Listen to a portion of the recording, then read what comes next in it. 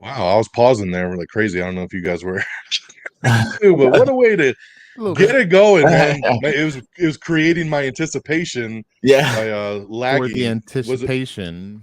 Okay, I get it. the countdown was The anticipation list. like, oh my god, I'm anticipating.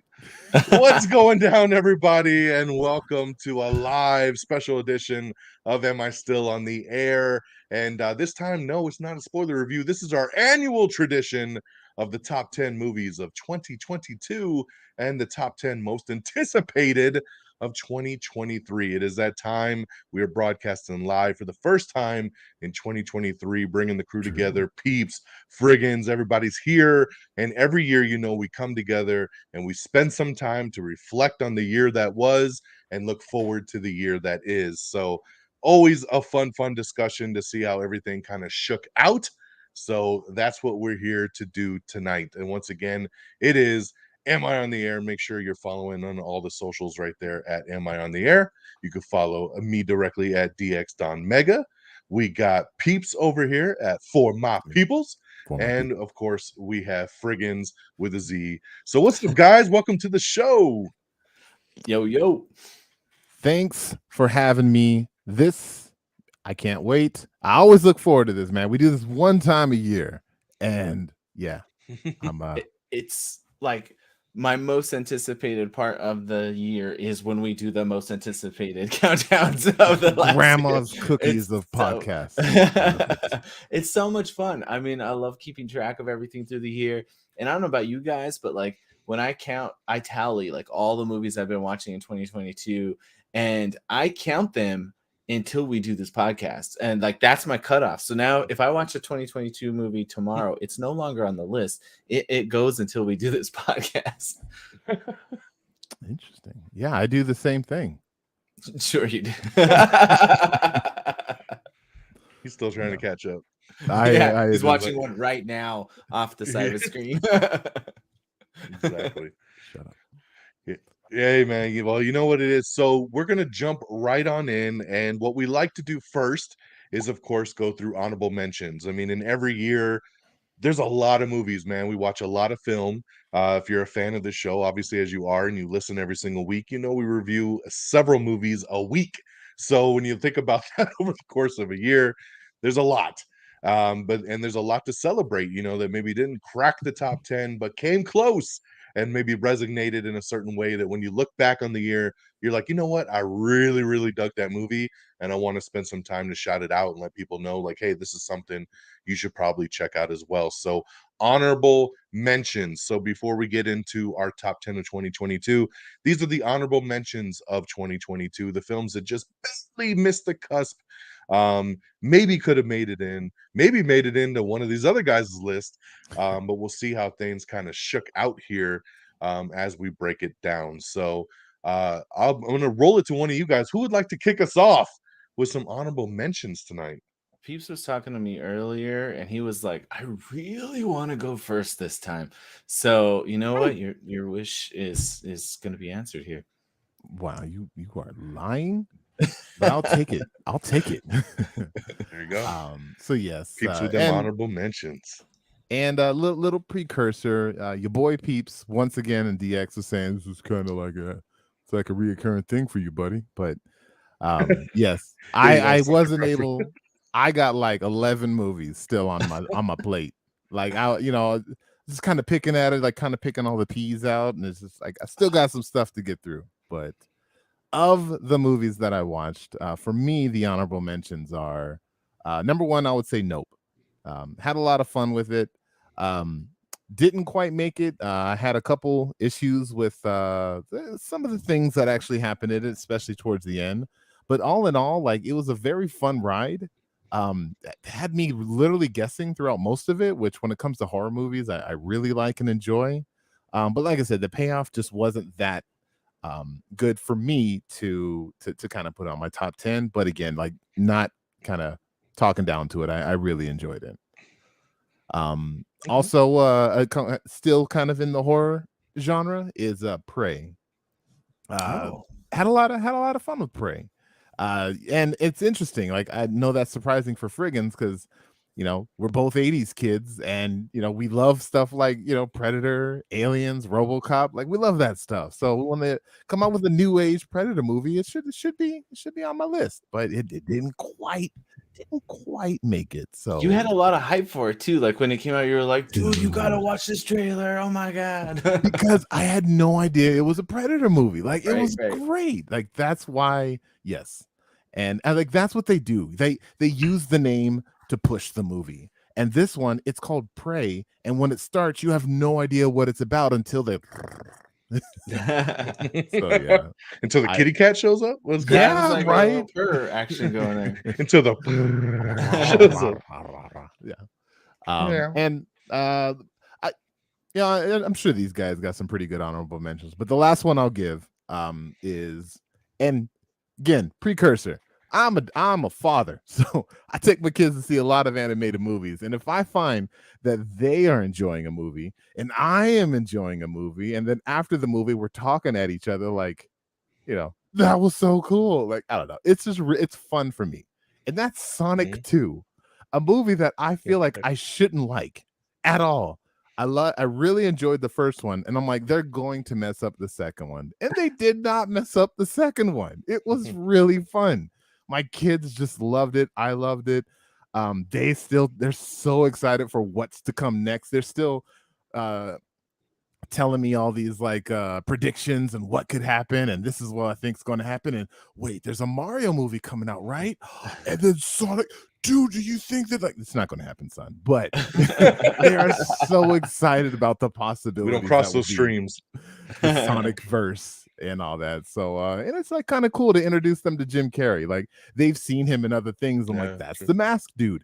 That's the Grinch dude. And they're like, no, he's not. I'm like, dude, watch, and it's, I don't know. I love Jim Carrey kind of growing up in high school, and it's, I don't know, it's kind of cool to merge that that bit of childhood. So yeah, man, Sonic 2 was a blast. And but yeah, that's all I'll give for my honorable mentions. Well, I agree. Sonic 2 was a good one for the fam, for sure. So I'll definitely concur on that one. We had a lot of fun with Sonic, with both those Sonic movies. More fun than we should have had, right? That's what I'm saying. Yeah, definitely more fun than we should have had. I didn't even want to watch the second one, and then I just kept hearing you guys talking about it, and I was like, okay, fine, I'll watch it. And I'm like, damn, it got me again. Get them. Nice. Yeah, it's good. It's good. What you got, Fred? Well, I have a few different. What I'll do for my honorable mentions, and just kind of briefly throw in like categorizing things. I think apart from one Oscar movie that did make my list, there's a few other Oscar movies that didn't quite make the list that I thought were worth mentioning. There's one, of course, The Whale, obviously getting a lot of buzz. There's the Will Smith's Emancipation. I don't know if that's in Oscars talk now, but he definitely is in that kind of like category of acting. Elvis, The Northman. Those were some. Another one, again, not sure if it's actually an Oscar discussions, but it's called Cha Cha Real Smooth. That was an Apple Plus release. And these kinds of films are, usually chock full of amazing acting, emotional scripts and things like that, things that I like. And I really enjoyed them, but they're not necessarily a movie I'm going to watch a bunch, have any kind of replay value.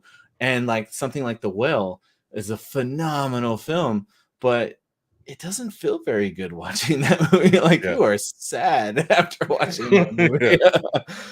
So that was like kind of one category I had, was some of those award category. I guess I should throw that in there.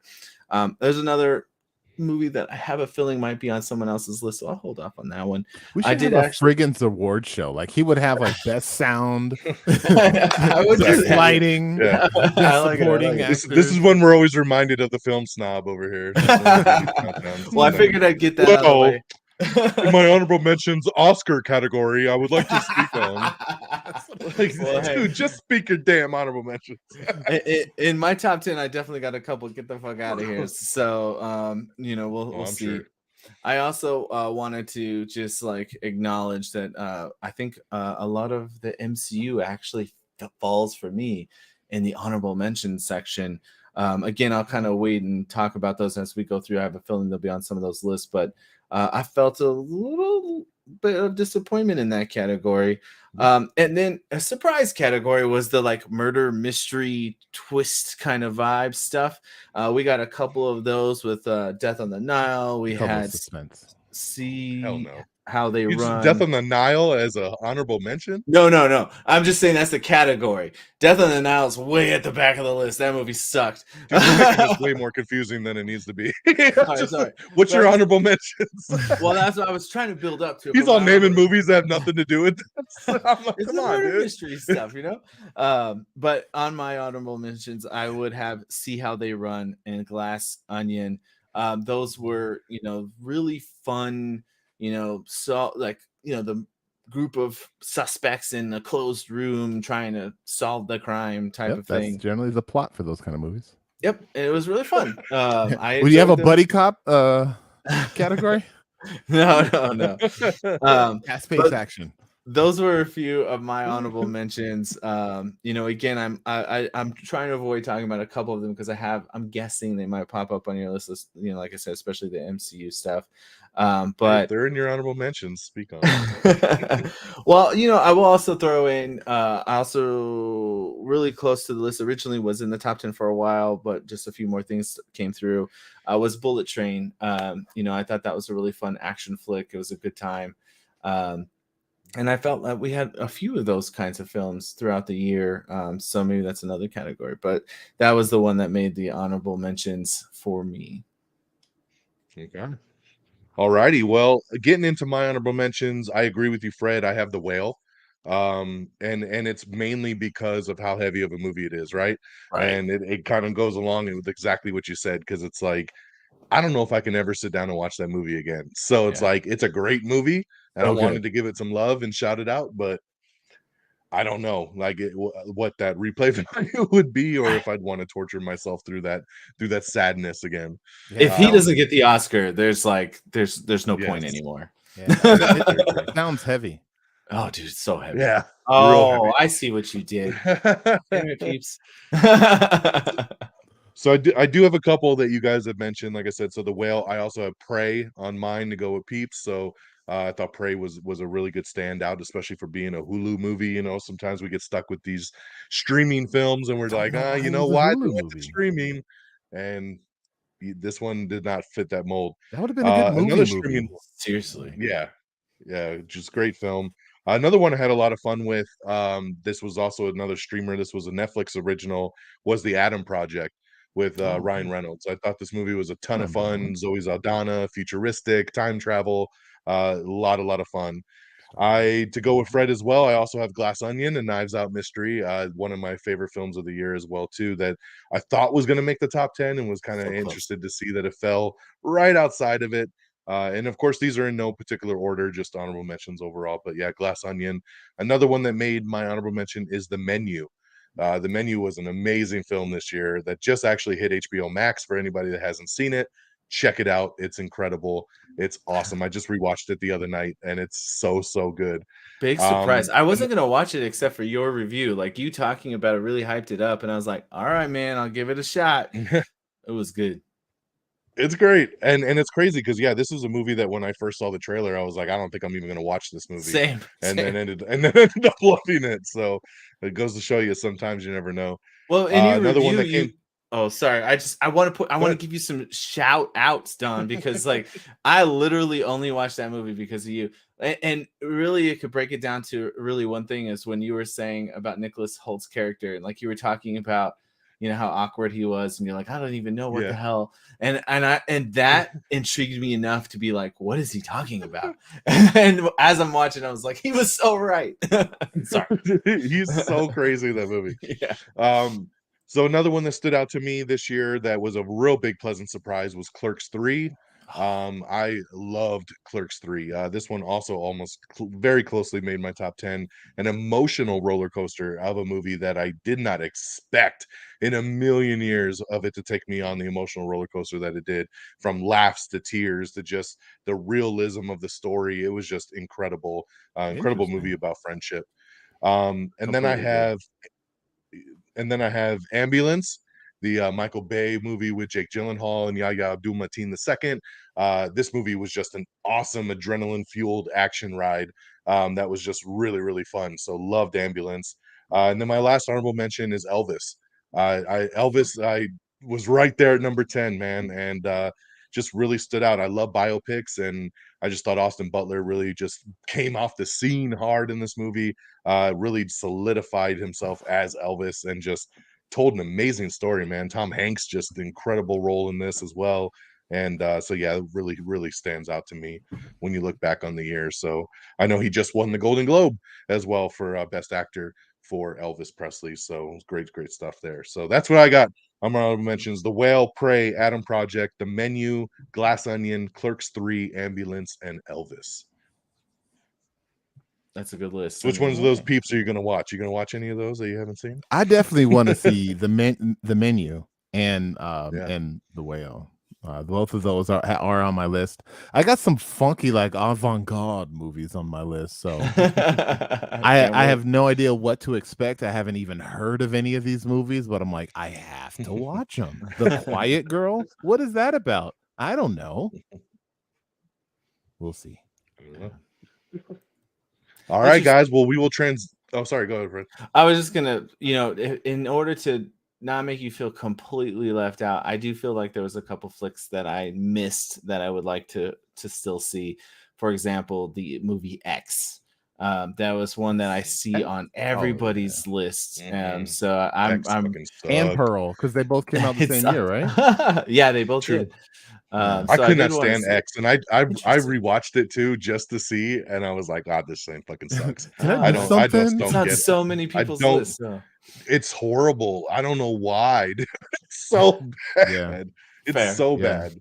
And you're not even a big horror guy. Like you're not gonna like fucking X. Okay, at all. Well that's good. Well, now I feel less over bad. the top horror.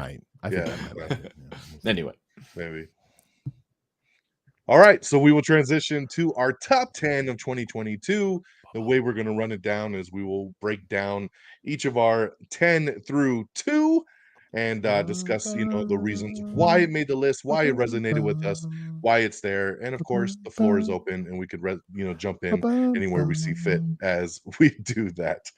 So I'll throw it on over to Peeps. We'll go in the same kind of sequence here, and was Rocky on your list somehow? I know. I heard I was getting all hype, like I see DX like walking up the stairs and just kind of like throwing some fists as he's like saying that. Here we go. Getting hype. No, but yeah. So all right, Peeps, take us on the journey. Hey, I'm embarrassed by my list, just so you guys know. Y'all mentioned y'all honorable mentions. I'm like, fuck, that's my number one. God damn. No. But yeah, so and we are going to give a little bips and boops, right, about these lists, right? But I'm not going to go into too much detail, but so number 10 for me is a list I know that is not on your guys' list, and I don't expect it to be. It is on my list because mostly nostalgia. I love this series. I have a lot of it behind me. And when it came out, it gave me the feels. I got re-excited as I did when I was a kid. A lot of issues with things that shoulda, coulda, woulda happened, but like when it comes to anime, you can't do that anymore, really. Like it goes so far left that it's like, why are you're trying to put some adult in this thing, and just shut your brain off and have fun. And that's Dragon Ball Superhero. Huge Dragon Ball fan. Had a blast with this movie. If you are a Dragon Ball fan and you haven't seen this and you just kind of like, I don't know, I definitely recommend it. Frigginz, don't even think about it. One day I'll sit you down and I'll give you some cliff notes. I'll have a whole PowerPoint presentation on why this moment is important. We'll get there, but I had a blast with this movie. So that is my number 10, Dragon Ball Superhero.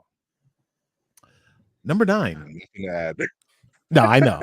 We're good. I got nothing on that one. Yeah, that's all you. We're good. Number 9. Kind of going into my honorable mentions. When it comes to family, kind of coming together, me and the kiddos going to see a movie.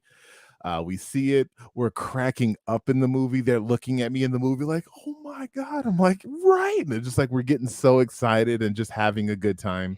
And like this movie was so good. Like I bought it on the digitals just so we can watch it again at home. I spent the $30 to buy it on digital because it did that like almost immediate when it hit theaters that you could just buy it on digital. So I just bought it immediately so that we could just watch it from home again. This movie, man, was a movie I wasn't even anticipating. And I'll stop the whole talk about the movie and then mention it at the end. But that is Puss in Boots and The Last Wish. This freaking movie, man. And I told Frigginz, I'm like, Frigginz, I know you don't like animated movies. Watch this damn movie though. Like it was so dope. There's a character in it, this freaking wolf, that I'm just like, I love this guy. Like so cool. Did you watch it? So like I was giving Don some shout outs, I'm giving you shout outs now because I only watched this movie because you suggested it. That wolf is like one of the coolest characters I've ever seen. He was badass. But the art in it is just absolutely fantastic. It's amazing. Yes. I love the art, the humor. There's this character that I don't know. It's not really getting into spoilers, so I don't want to do that too much. Y'all need to watch it. But I love this movie for multiple reasons, and it has like 3 antagonists. You know, there's 3 bad guys in the movie. They all have their own reasons for being bad guys. Some may or may not turn good. Some just stay bad. And it was like a weird dynamic, I guess. So it wasn't just your cliche hero and villain. Like there's so much going on and it all makes so much sense. And man, it was good. And it had a nice little ending. And then it's kind of like that open ending, like they could do more if they want, or they could just leave it alone. But yeah, they're probably gonna make some more. But yeah, man, like the whole time my kids are just talking to me, just like, oh, this is so dope. And I'm like, it's so dope. And yeah, man, it's really good. It's really good. Had a lot of fun with this movie. So love the Puss in Boots. That's my number 9. Number Solid 8. film. Yeah, I thought it was gonna be your number 1 actually. Yeah. Oh wow, jeez. Let's calm down now. Number 8, Thor: Love and Thunder. I didn't think this was going to make my list, but it did because you didn't watch enough movies. Stop it, Fred. Don't make me kick you out. Very possible, Frigginz. You could say that probably about my next probably 3. But I don't know, man. Like at the end, I knew what I was getting into after watching Ragnarok. I knew what I was getting into. The way that a lot of people feel about this movie is how I felt about Ragnarok. So having been disappointed from Ragnarok, I'm kind of coming in like expecting this. And everyone's like, oh, wow, it's all over the place. It's too much humor. And why would he do that when this serious things happen? The same thing happened in Ragnarok. Why is anybody shocked about this? I won't get it. A lot of people hate the goats. I'm sorry. I love the goats. I'm going to say it. And I said it. I love the goats. Yes. There's a lot of dumb stuff in it. A lot of stuff that I'm like, why are they even doing this? But again, I know this mad genius director and I expected it, so I had a lot of fun with it. So Thor: Love and Thunder, it's a thing. Yes. Number 7, probably shocking, Avatar 2. Okay, we talked about this recently. Love the movie, love the visuals. You know, I'm kind of thinking like, is visuals enough for me to say this movie is better than the other movies on my list? That I like those movies not only for their visuals, but also for their story and for other things that this movie didn't really give me. Like I said, it gave me the feels on some moments, but it didn't blow me away with their story. And they're just kind of creating a step for this bigger thing that's going to happen next time when the firebenders come. So, yeah, it was fantastic, and it probably should be higher on my list. It's a fantastic movie. It's doing amazing. I completely get it. I agree, and I feel you, and I understand. But I don't know, man. These other movies, when I left the theater with these other movies, the Googles. So I loved it. I'll let you guys talk about that one, I'm sure, later. I want to talk about this one, and I know, Don, I have a suspicion you may want to hold off and talk about that one later. But like, I want to mention that I actually kind of agree with you. It's not exactly in the same spot on my list as yours, but the fact that I didn't have it higher than I originally thought it would be based on the Same. previous watching the first one, right? Like Mhm. I agree with you. The visuals in this thing are absolutely phenomenal. We did this awesome, 2+ hour long breakdown of it, also on Red Dragons Radio, by the way. Yeah. Click the But link like below. That everybody gave 5 stars to, so I mean, it should yes, be higher. yes. Yeah. I'm just saying. But Yeah. at the same time, like when I saw that first one, I saw that thing like 7 times in the theaters, and this one I was good with one, and I don't even know if I will watch it again except for right before the next one comes out to Like jog my memory. this movie is only like you'll only get that same feeling if you watch it in 3D. I've watched it twice. I've watched it total 3 times. The other 2 times was in non 3D, and I'm just like, this movie's good. But like that 3D experience, man, that's where it was at. And it just kind of that's why it's not as high, because if I don't have that 3D experience by sitting in there with this giant surround sound with this giant screen, am I going to enjoy this movie as much as I like the next movie on my list? Like, probably not if I watch them back to back. So yeah, that's number 7. So number 6, speaking of which, is a movie I think we've all talked about and we all really like. And I think it made Frigginz honorable. No, it didn't, but that's Gray Man. Didn't expect to like this movie. I've got a non-realistic issue with Ryan Gosling and his RBF.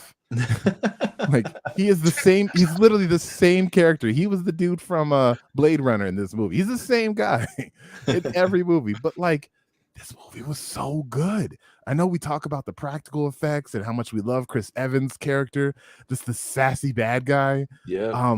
Like it's so good. Like my son has recently been getting into action movies, and like this is a movie. Like I'll be like, check this out. And I guarantee this would like stay in his mind. It will like set that bar for other action movies that he sees going forward. It's like a lost gem type of movie that we just don't see anymore. I know DX, you got your fast movies. I don't know how practical all those are anymore now that they're in space, but It's they're 100% real.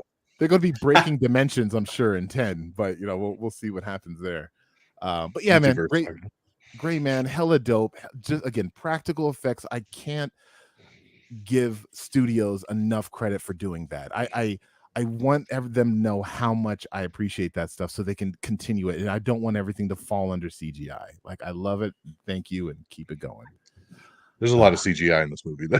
I know, but like practical. The worst parts of the movie are the CGI scenes. Everything else is like badass, right? Like that's like the biggest complaints of the film, I would say, would be those moments where there's like over CGI.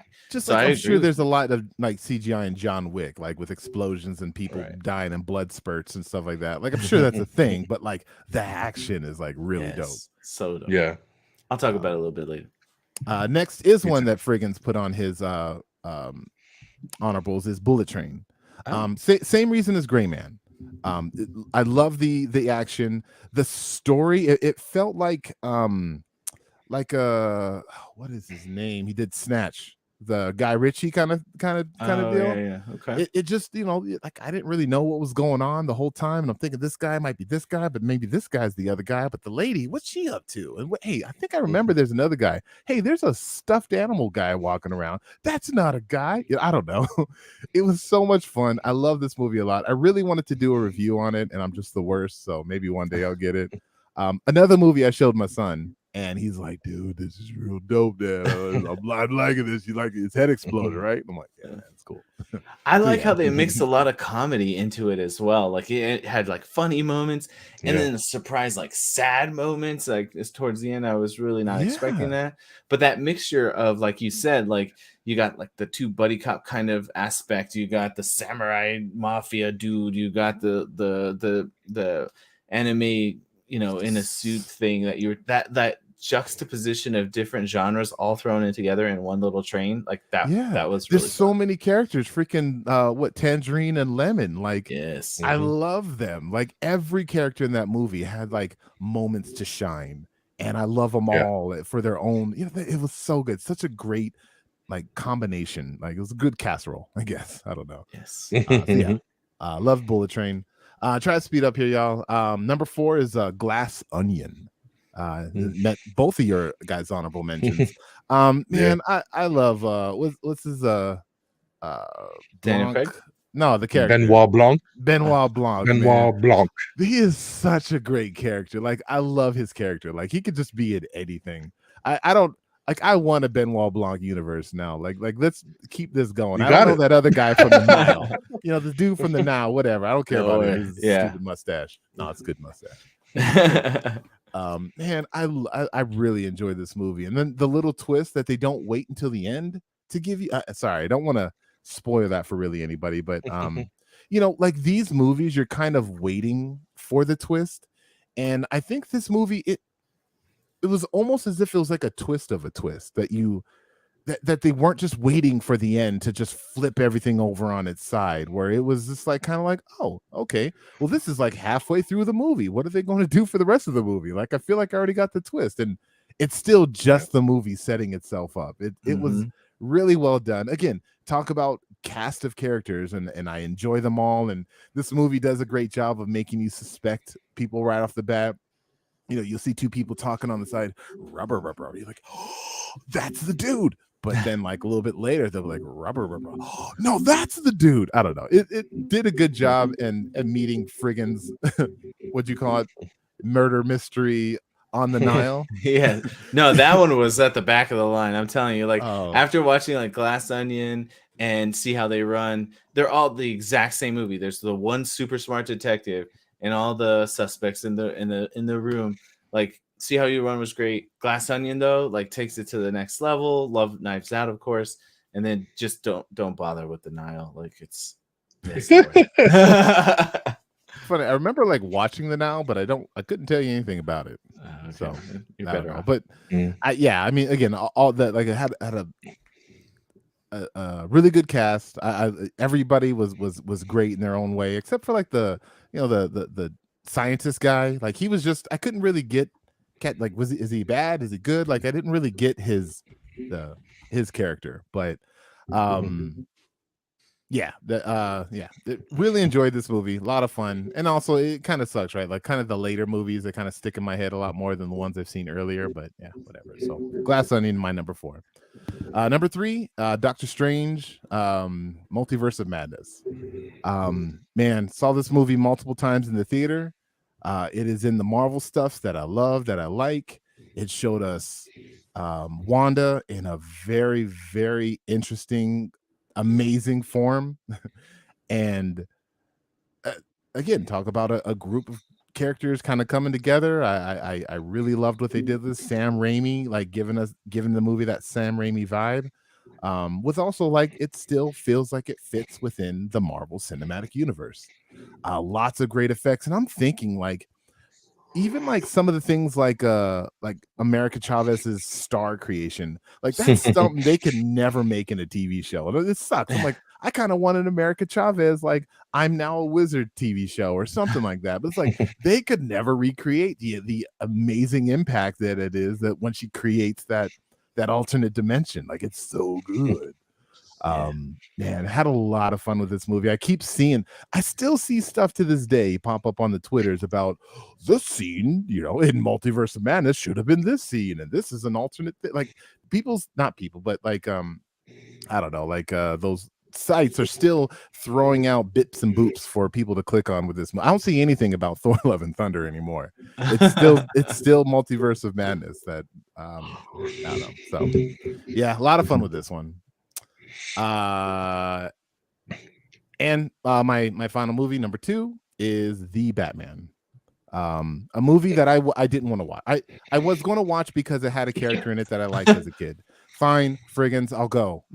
I'll go watch this again. This is like the 4th version of them in my lifetime. In your lifetime. It wasn't expecting to enjoy this movie as much as I did, but dude, this movie, man, it I don't know, man. I really dug it. The vibe that they gave us with him. I know a lot of people don't like this version of Bruce Wayne. I do.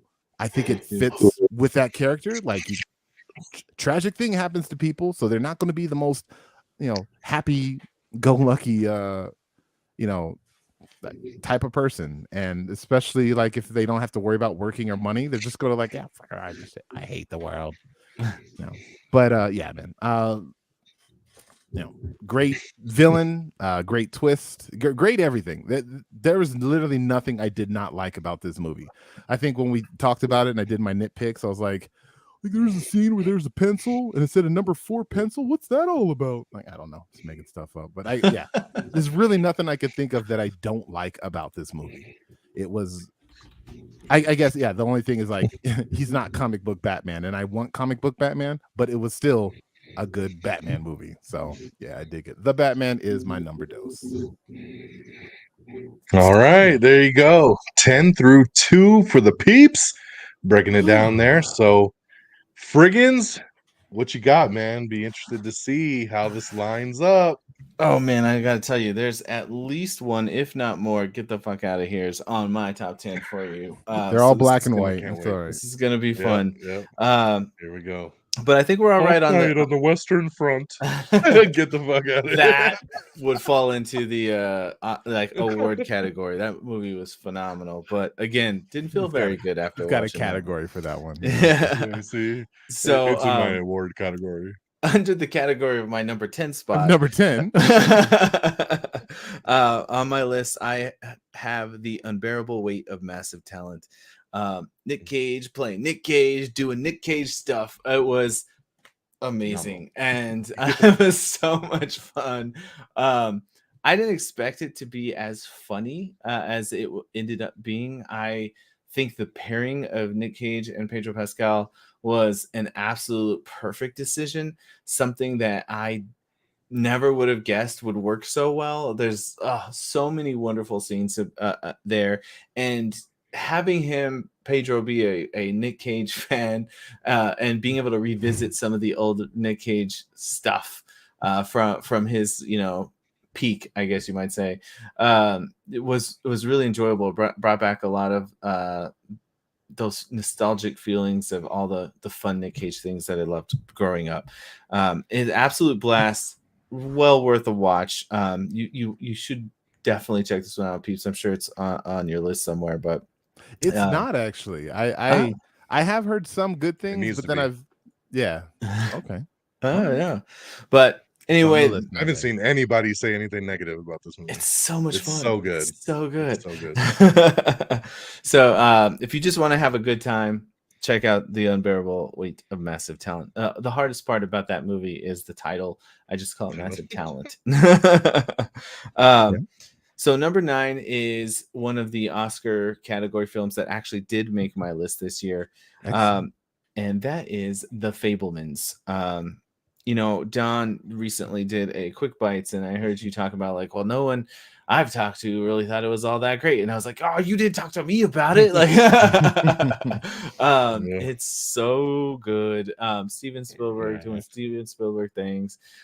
It's almost a autobiography. Kind of like what you get is he's telling a little bit of his life experience. I like it because you jump into a story and it's just, here's a couple moments of his life. And it's not exactly an autobiography, so I say that with the assumptions that that a lot of it is based on what he's gone through. But it covered topics I wasn't expecting at all, and the acting was amazing.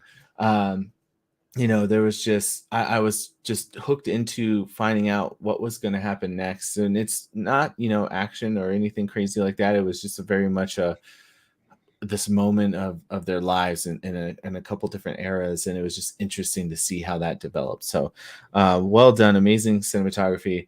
There's an amazing quote, which I won't say here on the show because I don't want to like ruin the it's kind of like towards the end, so I don't want to ruin it for anybody that's going to watch it, but I found it hilarious, and it just really stuck with me. So definitely worth the Oscar nominations that it's getting, or award nominations, I should say. He got like best director for that one, didn't he? Yeah, for the Globes, yeah. Golden Globes. Yeah. And I think is well deserved. I mean, I thought it was They just gave it to him because he's Steven Spielberg. right. Yeah, That's the other no. thing. They're like, this movie doesn't quite live up to his hype, but it is it's Steven Spielberg. So I we'll just give disagree. it to I him. thought it was hype as hell. It was awesome. But that's my number 9. My number 8 is one that Peeps had brought up there. Give me a good old action flick. And typically I'm happy. Like that is something I grew up with, and The Gray Man delivered on that. I think part of the reason it's so high on my list and being at number 8 is because of the fact that we 3 actually watched it in theater. And that experience like totally had an impact. I think that if I had only watched it at home on Netflix, which I actually did today, I rewatched it earlier this morning. But if I had only watched it, I do think this would have been lower. But there was something about seeing it in that XD screen, right? It was so much fun. Yeah. Like, I think if it was just a straight at home movie, I don't know if it'd be in the top 10. I'm the same. Yeah. And I'm sad that it wasn't released wide like that to as I mean, it was to everyone. If you went on that one night or one weekend, it was there. But anyway, I digress. My number 7, Peeps, you mentioned this one as well. Don, you talked about it too, but it did make my top 10. That is Prey. Peeps and I were in San Diego for San Diego Comic-Con, and we saw at a theater they had a screening of Prey, and I regret that we didn't go and watch it that night. Like the show, watching it at home, I just kept thinking like, God, I wish I was watching this in the theater. Prey was so cool. I love seeing this older time frame Predator coming to Earth at an older time period, fighting, and the actress, and I don't have her name up right now, but she was phenomenal. Indian Aubrey Plaza. Wow. Pretty much. Her name is Amber Midthunder. I just looked it up. Cool. She was amazing in this role. I want to see her in more things. Please give us more Amber. She was really cool. I love the green, like across the face, the look of everything. And I especially loved that it was a surprise. Peeps, we talked about how it wasn't marketed as a Predator thing. It had a different name. And so when that trailer come out, it was like, say what? And you don't get that very much anymore. We know things, 5 years in advance most of the time. So that was really fun. And I think it brought it to another level for me. We have a cool little photo thing that you did there, right? Where you were pushing me into the Predator. Yeah. When we were at San Diego Con, they had like a photo section where they had like photographers taking photos of you. And it had like a little like motion thing, and it was like smoke, and it was like in the woods, and we took a picture where I was shoving him towards the Predator as I was like running away. It was pretty funny. Check out Frigginz. Yeah, it's on my Instagram or Twitter or somewhere. I did post it, but maybe I'll repost. That brings me to my number 6. Oh boy, number 6. You sound a little stressed about it. You okay? I actually watched this one twice. One of which was trying to get Sean to watch this, and like we watched half of it one night, and the next night we were watching the other half. It probably, if I finished it, man, it probably would have made my list. It was. I know what you're saying. I really wanted you to finish it, but that is RRR. Holy crap! There it is. RRR. It was an utter joy to watch. Like the best bromance. I was gonna try to give this movie a chance, and then I saw it was over 3 hours long, and I was like, "Oh fuck!" But you'll spend like 6 hours watching Justice League. Yeah, exactly. Hey, 4. All right. You can break it in chunks. It actually has there's a wedding right at the middle. Yeah, there's a wedding right at the middle. That's a perfect stopping point. So you there's watch even it to chapters the wedding. though, doesn't it? Go like R, and then it's like fire. Yeah, like but they're R. not split like too evenly. The RRR gets explained relatively quickly, but just watch it halfway. The wedding's at like hour and a half. So you do like an hour and a half, and then you do another hour and a half. Yeah, It's wait till the worth it. dance number. Oh my god, yeah, that's the wedding, the dance number. Yeah, maybe it's not a wedding, maybe it's a party, whatever. The dance number. Yeah. So much fun. Really Some good. of the most ridiculous things you'll ever see in an action movie. Like there are so many things that any other movie I would have been like, this is so stupid, but it works Exactly, so well. but because it's Indian, Fred's like, this is great. It was though. Like I don't know why it works. He's like, Indian with subtitles? Yes. It works. American movie with the same shit? This is so fucking over the top. Stupid. Yeah. I can't believe this CGI, this fucking CGI fest. No. Yes. There's something about the bromance was fun. The action was so over the top fun. Did you like throw a tiger at somebody? They throw all kinds of animals at people. They throw motorcycles at people. They have like a guy riding the other guy's shoulders, fighting together, and it's the dumbest thing you've ever seen, but it's perfect. The best thing you've ever seen. Absolutely worth watching. If you haven't watched this movie and you're listening to this show, just break it into. I know the long time frame is like, no, just break it into chunks. Get to the dance number. Just go through it. And then don't fall asleep. Don't fall asleep. Take a break. You'll regret it. Oh my god, so much fun. That's my number 6. 6. All right, here's the one I thought Don was gonna give me another head shake at. My number 5. This was actually like way high for a while. It took a while for some other movies to come out, but my number 5 is Y Como Es Él. Oh, Jesus Christ. More subtitles. More subtitles. Y Como Es Él is it's a Spanish really? bromance. Maybe this is the year of the bromance, it's in this 2022. I'll give you a quick breakdown, no spoilers. This is all covered in the beginning. One guy finds out his wife is cheating on him. So he goes to find the guy that's cheating on him, and he's this dude that's like a taxi driver, and then he accidentally gets like in his taxi, and they're like going together, and they go on like a road trip, and they kind of end up becoming friends along the way, and it's hilarious. It was really funny. I remember seeing this trailer like years ago. I think it got delayed because of the pandemic or something, but when the trailer came on, and I was seeing it being promoted as, at first I thought it was like a rom-com, but like reading the subtitles, I was like, how am I going to laugh at this? And then I found in the trailer, I was like laughing my ass off just from reading, all these jokes and stuff through the subtitles. It ended up being fantastic. It was so much fun. Highly recommend checking that it is out. Literally almost the plot for RRR. Like two kind of characters that should be enemies that just aren't. Yep. And they're right there next to each other, 6 and 5. But yeah, Y Como Es Él, so much fun. Highly recommend. I knew Don was going to get a kick out of that one. Jesus Christ. It was weird because like I thought about it for a while. Like I even put on Twitter, I was like, like 2-3 days later, I was like, I'm still thinking about that movie. Oh my God, it was so good. John's like, stupid. Stop talking about it. I'm going to say too, so far right now, Frigginz, I appreciate your list because there's no like peanut butter falcons or anything on here. Like this looks like a Frigginz list. This is his peanut butter falcon. I was gonna say, what's wrong with peanut butter falcon? It's a fantastic film. I still haven't seen it. I have no idea. I watched it like every year since it came out. It's like 3 years. Anyway, that will take me to my number 4, which I did kind of talk about a little bit already, and that was Avatar: The Way of Water.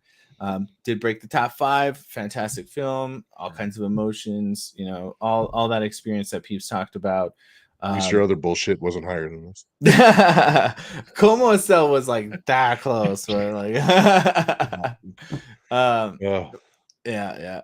My number 3, Peeps, you talked about a little bit in your honorable mentions. Actually, was Nope. Oh wow! I enjoyed the shit number 3 out of that movie. Hell yes, I saw it Nope. twice. Nope. I don't like go on. horror that much. But there's something about Peele that just like totally captures me. Like he is fantastic. The cast on this thing was phenomenal. I really enjoyed the story. I got to tell you, I haven't been that freaked out in a flick like during that scene with the monkey and stuff. I still think about that scene too with when they're inside the house. Yeah. Yeah, like I still think about that scene, and like that I felt very uncomfortable after that scene as Oh, well. So, yeah. absolutely. And the barn, like, oh, how do you go from like totally terrified to like laughing like so fast? Like it was, Yeah. and I love how they like how Peel does such a great job about like getting cool character moments, having super sad things, the opening with the dad and everything, like the then having like cool action.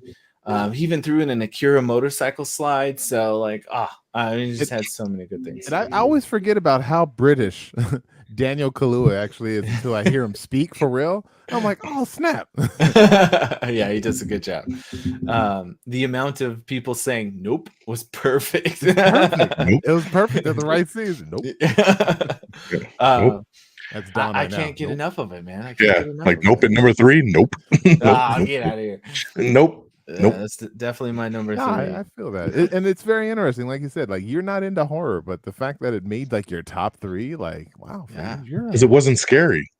Exactly. That's why I love that. I think it makes it. Well, except for Because this is the weakest of the Jordan Peele trilogy by far. I 100% disagree. The No, you're 100% wrong. the monkey scene was terrifying, but anyway, the other two are way better. And that leads me to my number 2, which is actually going to be the exact same thing that Peeps had for his number 2, and that's the Batman. So you know, I did appreciate the lack of swear to me, but I give me some good. Where'd you get that name? So give me some good dark detective problem solving. The Riddler as this kind of serial killer sociopath was freaking perfect. Talk about scene stealers. Every time Colin Farrell as the Penguin was on that thing, you couldn't help but be laughing. Like he was wild in the best ways. Zoe Kravitz is just perfection as Selena. Like I want more of her. Like give us just a Selena flick. I will watch the hell out of that. She was amazing. And Pattinson does not get enough love for his performance. You know, I'm 100% with you, Peeps, in that he was excellent. I think he shows so much development from, you know, the hardcore, dedicated, you know, unwavering presence that he was in the beginning to the learning of, you know, being, you know, more than that by the end. And even his like relationship with Alfred, like yes. I wouldn't think that would be something they would throw in there like that hard, but like, dude. So good. And you know, give me a nice camera twist, upside down, slow walk out of the flames. I appreciate the cinematography and the score. He had his little theme though, like for real, for real. That was theme good. song was dope. I absolutely love that flick. It's and the metal with the boots. So cool. Black Adam didn't even get a theme song. He should have had a theme song. He had a theme song there. Just talking about it makes me want to go rush off and go watch the Batman again. So that's my 10 through 2. Sweet. Woo. Wowsy. Okay. You had some big movies missing there, Fred. Gonna say. Yeah, where's your Sonic 2, bro? That I know, and he didn't even mention him in his honorable mentions. That's how whack this is. Yeah. So, all right. So top 10, and yes, we got a lot of some repeats here. So that both of you guys have talked about, and that's where I'll start at number 10 is The Gray Man. Nice. So The Gray Man comes in number 10 for me.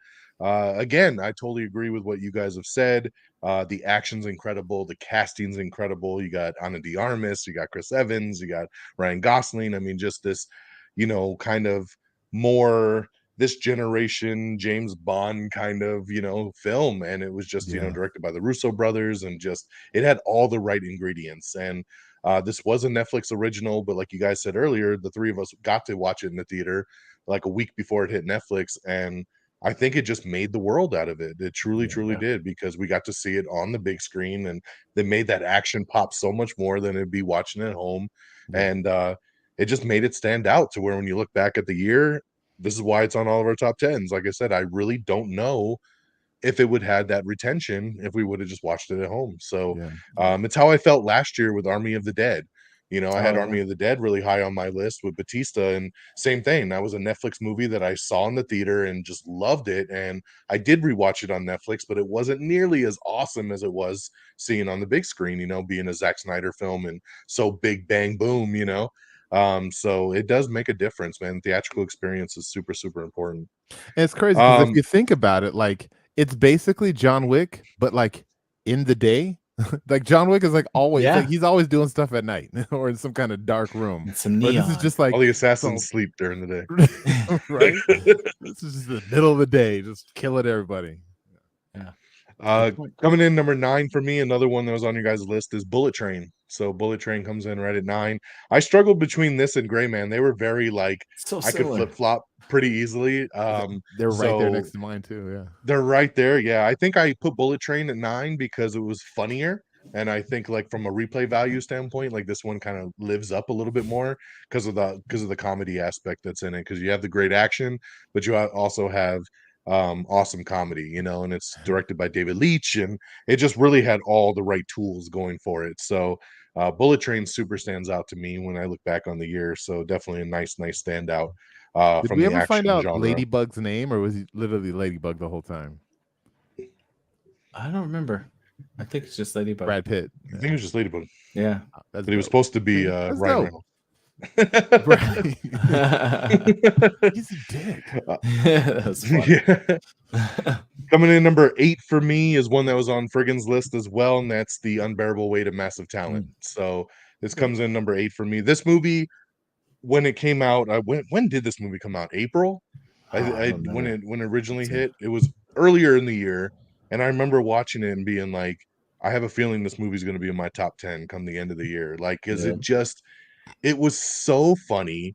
It was so irreverent. Like it just Nicolas Cage playing Nicolas Cage, and then Pedro Pascal was just so great as like this number one fan that just really just wanted to hang out with him, and then you have like the overall story kind of going on top of it. And I like that the twist took us somewhere different than the way it was seeming like it was going to be when you're watching the movie. So I appreciated that as well. And yeah, this movie I don't think gets enough credit. It's a hilarious movie and really lives up to multiple views. It's a fun story, and it's super funny. So The Unbearable Weight of Massive Talent comes in number 8 for me. Number 7 is your guys' number 2. It's The Batman. So Batman comes in at number 7 for me. And the main reason, because like again, when I look back on my top 10 list, for me, it always comes down to replay value. It's that enjoyment factor. Can I sit down? Can I rewatch this? Do I want to go through this journey again? And Batman's incredible, but Batman's also 3 hours of very dry, slow burn. And it's just it's a hard rewatch. Like it really is. Like as much as I love the movie, it's not a fun watch. Like it just takes so long to get from point A to Z.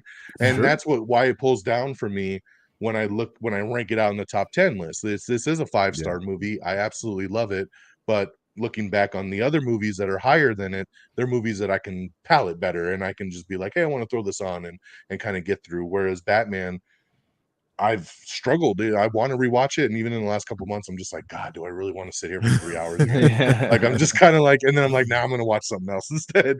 So great movie, great kickoff to this new kind of franchise. I still jury's out for me on Robert Pattinson. Like he was a better Batman than I thought, but I still hate his Bruce Wayne, and I'm hoping that we'll get something better in the sequel. Coming in at number 6 for me, and this is I'm going to be the only one I know to have this on my list, so this is where we get to bring in some fresh blood, and it's Como Esta. Like, no, I'm sorry for. I was like, what? Nice. It is Black Adam. Black Adam is coming in number 6 for me. That's fair. That's fair. Absolutely love this movie. Again, it's about that replay value. This movie's just nonstop action, fun moments. Love The Rock, and it's got a really great replay value for me. So it had a blast with it. It's unfortunate that obviously now we all know it's not going to go anywhere. We're not going to see anything else really in this world, especially with my boy Henry Cavill. But this still a fun ass movie, and I had a blast with it. Saw it 2 times in the theater, so yeah, so that comes in number 6 for me. Coming in at number 5, another one that has not been mentioned by either of you. I have a feeling Fred might be bringing it up here shortly, though. Oh, I know it. Top Gun Maverick, baby, coming in over here. Have you not seen this, Peeps? I did. He did. Oh, you did? Wow, it didn't even make honorable mention. Dang. Dang. Wow. Okay. Interesting. I was One of the waiting biggest for movies of the year. I was waiting for That doesn't even Frigginz talk- so I can talk about it. I mean, we all talked about this. I think we all did our little, we did a our spoiler review. Yeah. yeah, Yeah. and yeah, man, I get it. I get it. I'm good. I don't think I'll ever need to watch this movie again. It had good airplane scenes. Everything else outside of when they weren't in the airplane, I'm like, could you shut up and get in the airplane, please? Stop talking. Wow. I don't care about your girlfriend. I don't care about your abs on the beach. Like, I don't care about any of this. And yeah, thanks for making a cameo there with your, email conversation, in person. But like, I don't know. I'm no good. heart. You have no heart. I know. I'm such a horrible person. Because man, we all crying at that scene, and Sean's like, "Oh, Yes. thanks for people bopping." And Yeah. I'm like, damn, this guy's got no voice. Like, they just need to have like Morgan Freeman voice over for him or something. Oh, come on. Oh no, I'm just kidding. But yes, Top Gun Maverick, a very big, pleasant surprise, a sequel that came 38 years after the original, and somehow surpassed it, and just was a blast to see. I think I saw it 3 times in the theater. Just so much fun, the aerial action, just everything's the realism. Again, we talk about, you guys were talking earlier about the realism and non-CGI, and just the fact that these guys were in these planes and doing these dope. things again. That is dope. It's so cool. So second biggest movie of the year financially, and a big massive surprise throughout the year. If you haven't seen it yet, it's now streaming on Paramount Plus, so check it out. It kind of messed it up for me when somebody compared it to Star Wars, and like, it's just the run that they did. Oh yeah, it's totally Star Wars. That messed it up. It's the Death Star run. It's literally the same one. Yeah. Coming in number 4 for me is Doctor Strange in the Multiverse of Madness. So I know Peeps had this one on there. We talked a little bit about earlier. Sam Raimi coming in to direct a Marvel movie, an MCU movie, first time since he did Spider-Man, and so been many years. But he brought his horror element to it, which made this movie so unique and stand out in a different way. Obviously making Wanda the villain, and just the things they did with it, seeing the Illuminati, and just this was just a fun ride, man. Like I saw this also like 3 times in the theater, even in 3D, and it just a phenomenal film, man, that just really stood out. Dude, that last scene still gives me chills, when with the four, oh my gosh, like still gives me chills. I think I need to rewatch it because like I feel like if I had rewatched it, I might have jumped up on the list a little bit or something, because I don't know. I've just been in a weird place with Marvel lately, and it deserves a rewatch for sure, because that when she goes crazy on everybody, that was just so much fun to watch, and the Illuminati was so needed. I needed specifically one of the characters on there. I needed that. Yeah, and then, like, just when she took over the other version of herself, and all those like creepy things that were happening in the house with the pictures and the shadows, and yeah, it stands out. It's such a unique MCU film, and that's why I think why it kind of stands out there. And then coming in number 3 for me, sticking with Marvel, is Thor: Love and Thunder. And it kind of goes back to like Peeps was saying, like, again, like you knew what you're kind of getting into, right? Like you understand now the Taika Waititi-ism of it all, right? And especially when you're a fan of Ragnarok, and it's like, and I know this movie takes the humor that Ragnarok did and kind of pushes it even another several steps further. To some people's dislike, and then to other people's like for me, my favorite genre is comedy. My second favorite is action. So you could see why this movie does what it does for me, because I'm getting badass action, and I'm also laughing my ass off the entire time.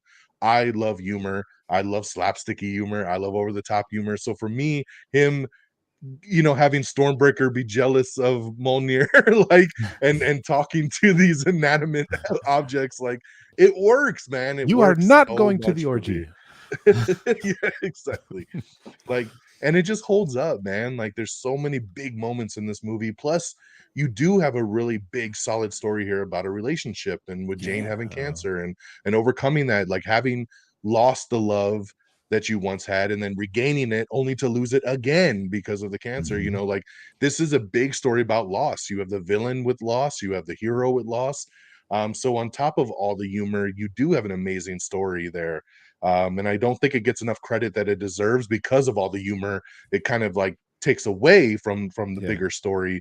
But I think over different watches, like you retain and gain a lot from this movie. Plus, um, like Peeps was saying, when you have like your kids and you have emotions from your children relating to movies, it makes things stand with you more. And this is my daughter's favorite MCU movie, and she asked me last night, can we watch Love and Thunder? Like she always wants to watch this movie, and like she was Jane for Halloween, and like so I hold a different place for this film because of her and her love for it, because it is something we can watch together and get some laughs out of, and it just makes it stand up. So that's why, like, you know, it's so high on my list because it's just a fun rewatch of a film. So I think you also are leaving out the detail of the black and white scene that you absolutely love.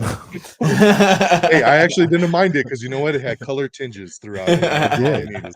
Give me some color. And you talk a lot about loss in this movie, but then like at the very end, like, you know, he gains something as well. So it's not just like a tragic story. You know, it has, for me, like that like I love the ending of this movie. Like probably one of the best endings to any Marvel film out there. Like that last little 5 minutes is just shooting laser beams at him. Like as goofy as it is, like it's kind of cool to see that this goofy character now has this new level of responsibility that, you know, who knows where he's going to take it, but like it's just really fun. And I don't know, I really liked it. It is. Jane Foster and this movie, go ahead. I was just gonna say Jane Foster is like one of my favorite characters, especially being so new, really, in the last decade or whatnot. And I was very excited to see her on screen. So it was very cool to be able to finally get to see this iteration that I've been asking for forever. While it's not my favorite MCU movie, and I was relatively disappointed, I could still have so much joy in being able to see a character that I absolutely love get thrown in on the big screen and be really cool. So I do have to give it props for that. He stopped 2 like space cars with doing splits, man. Yes, like, he Jean-Claude Van Damme that shit. Yeah. And this movie brought Guns N' Roses into my daughter's life, and I am forever grateful for this movie to give my daughter some GNR, man. The amount of times I heard "Sweet Child of Mine" this year, you'll never understand.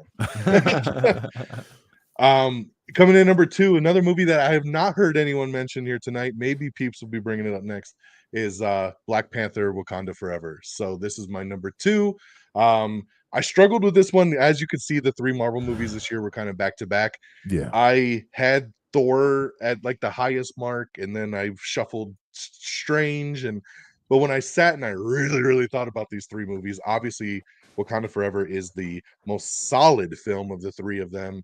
And again, thinking of the journey it took us on, right? Like, yes, this is the harder movie to watch. Yeah. It's not as fun as the other 2, but it is an emotional roller coaster that makes us cry and makes us laugh. It gives us excitement. It gave us Namor. It gave us, you know, Shuri stepping up and Ironheart and all these different things that came along with it that really kind of made it. When I didn't think this, like when I was last weekend, we were at like dinner and I was talking to my wife about like, hey, what was the movies you liked this year?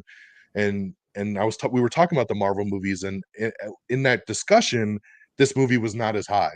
And it wasn't until I started to put kind of pen to paper and I started to think through these movies that I was like shocked to be like, wow, this is actually number 2 on my list. Like I didn't think it would beat Thor or Doctor Strange, but looking at the journey that it took us on, and I started to think about my emotions of Shuri at the campfire at the end and getting able to say goodbye to you know, Black Panther and Again, that damn Rihanna song and just Rihanna song, like, man.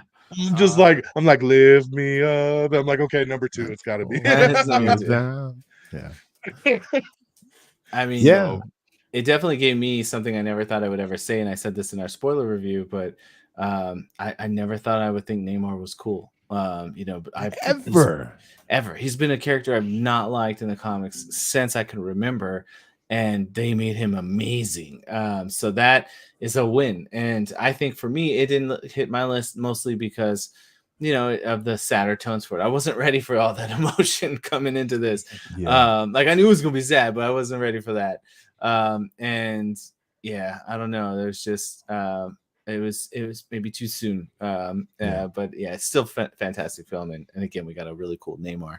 Yeah. Oh yeah. Oh yeah, so that's my number 2, man. Black Panther: Wakanda Forever. So we've hit that number 1 spot as we go around the horn here and wrap up our top 10. So circling back to Peeps, Here it laughing, comes. but what's he got at number 1? So just so you guys know, here at the People's Forum, like, you know, we have a large team working to give us this content that I provide. I was just informed that there was a mistype from one of my producers, and actually my number 2 was supposed to be Wakanda Forever. So yeah, so Dragon Ball Super was just an honorable mention. So yeah, number 2 was Wakanda Forever. So I apologize about that. We will reprimand you know, our producer for this, but yeah, I 100% agree. I don't know how this was forgotten. But yeah, it's been a long year. It was a long year. It was long. So many movies, right? Yeah. So yes, you gotta have it on my list to rejig your memory. Yeah, really. Fucking hell! All right. Well, now our number 2s don't match. Dang it. I think we all got the same number 1. We'll see. No, but nope. We don't. Okay. Nope. That's true. No one has mentioned Black Phone yet. So that's okay. I had a fun time. It was not. I thought it was great.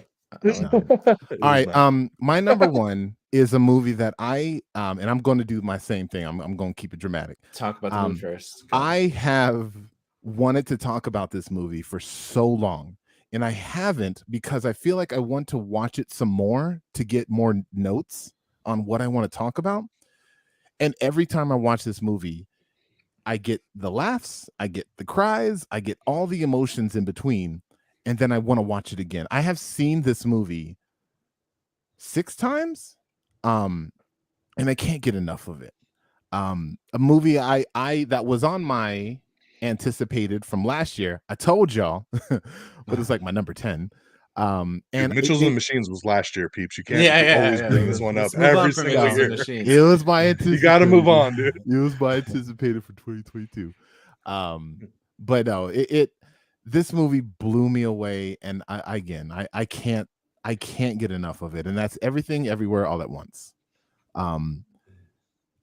Like, from the silly characters to a robot suit made out of like fax machines, and to like a chick beating people up with a dildo and transforming like them into maraca dancers like mid-fight scene. Like, what is happening? What is going on? And I hear people talk about like this movie could be dissected and you know, it's going to be considered one of the greatest films of all time because of like how existential it. No, for me, it's fun.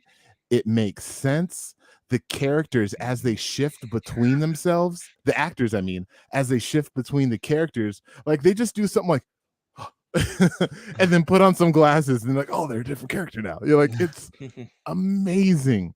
The fights, the choreography, the dudes fighting over who's going to stick an award up their ass just to give themselves more powers. It's like, it's so insane. Why is any of this working for me? Like, but it is. Like, smile on my face. There's these 2 rocks talking to each other, and it's just text. And I'm like hearing them talk and giggling as they're saying like, I'm just kidding. You know, it was like, I like this movie a lot, and I hope they don't make any more. I mean, whatever if they want to, they can, but I hope it is just what it is. It was so freaking incredible. These directors, anything they're going to make from now on, I'm going to be like right behind. Michelle Yeoh, like, like she's been in so much. She was a Bond girl, for Christ's sake, and like for her just to be this incredible in a movie, it's not shocking to me. DX will clown my Crouching Tiger, Hidden Dragon excitement, but like I love her. I've loved her since I was, into those martial arts movies back in the 90s and early 2000s. So I can go on and on.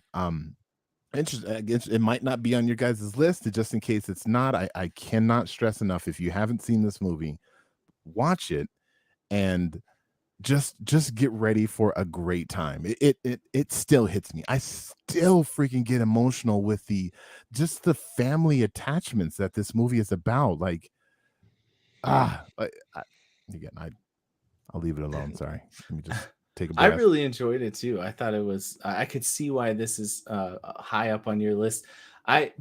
Personally, I just like the weirdness kind of throws me off a little bit. But also, like, that's also what makes it appealing, is that it throws at so many different things at you. The performances were great. I think Michelle Yeoh won a Globe for her performance as well. Female actress. So I mean, just absolutely deserved. She was top notch, as well as Ki Hugh Kwan. Again, same thing, well deserved. Everybody did amazing in this role, but I think, unlike Hugh, where you like really appreciated the wildness of the story, for me it was the opposite. Like, that pulled me back a little bit. But when I say pulling back, I mean like a little bit. It still was a really, really good flick. All right. RRR. Okay.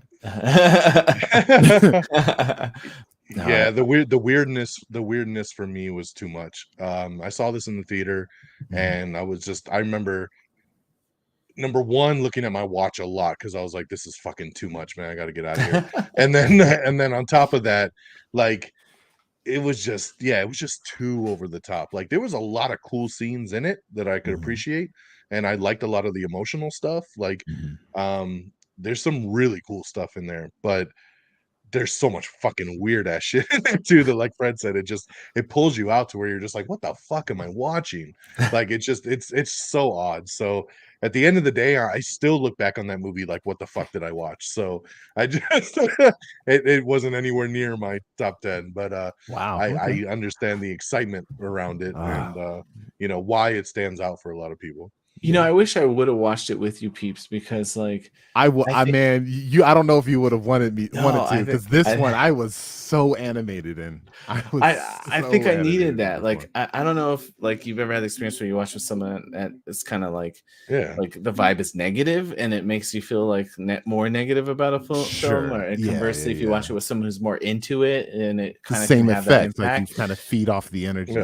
So I feel like if I had seen it like with somebody who was like really losing their mind over it, I think that might have helped. Whereas I was watching with people that were like looking at the watch like I get that, like, because like even when I still watch like Infinity War to this day, and then there's that scene where the buses or the trains going by, and then Cap is standing there, like it just doesn't hit the way it did in the theater when everyone started screaming at that moment. So I know, like I said, I can go on, and I 100% will release an episode where I talk about every bip and boop that I love about this movie. Hopefully it won't be as long as the movie, and DX is like, dang, is he done yet? I can imagine how long that episode will be. So I'm like, you could talk 50 minutes about Megan. I can just imagine how much you can do everywhere. 47, and it was Mithrigan, Mithrigan. And I haven't seen it yet, so I can't watch the episode till I watch it, but I'll watch it. I'll catch up. Put in there. There's a non-spoiler bit. Oh, that's right. It's on there. Man, you've listened to my non-spoiler. Jeez. I'll listen to this non-spoiler part. You want to run down your full 10 then, there, Peeps? All right, so my full 10 that I mentioned before, number 10 was Puss in Boots, Last Wish.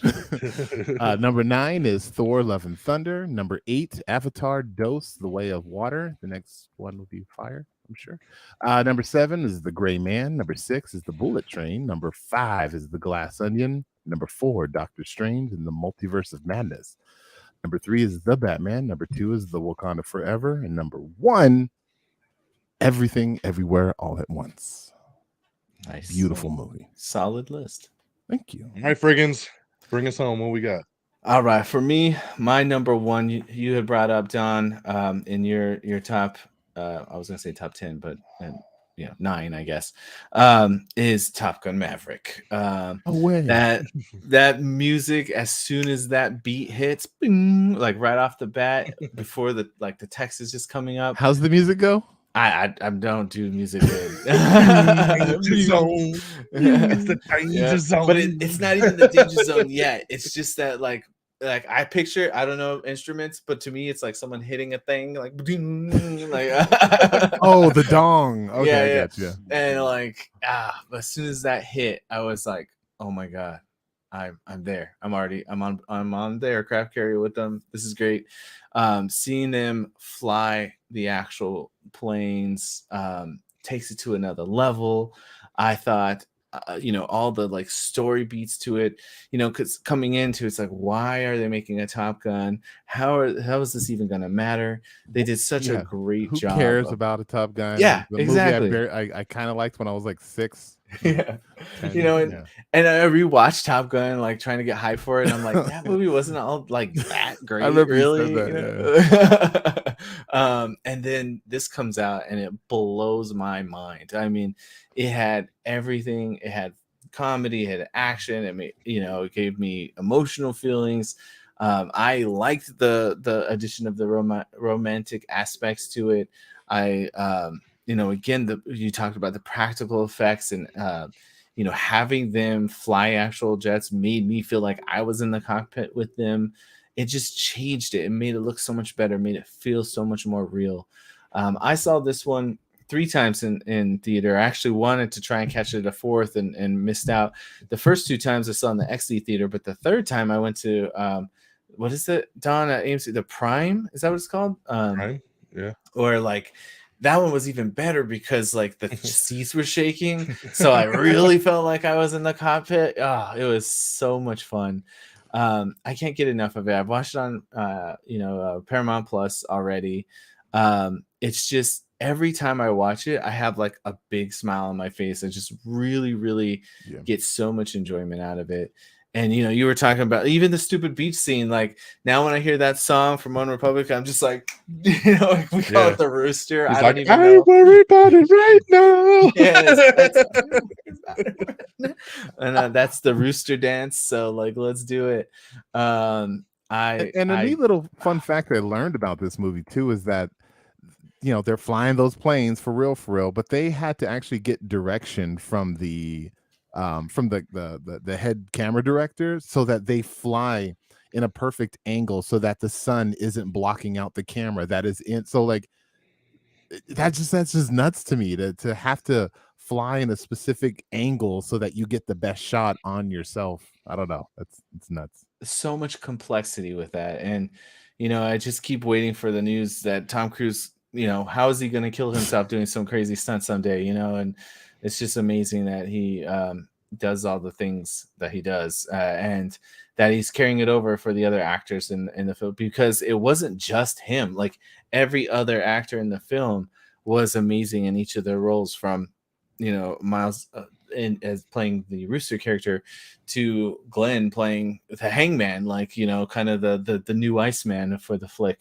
It was really, really fun.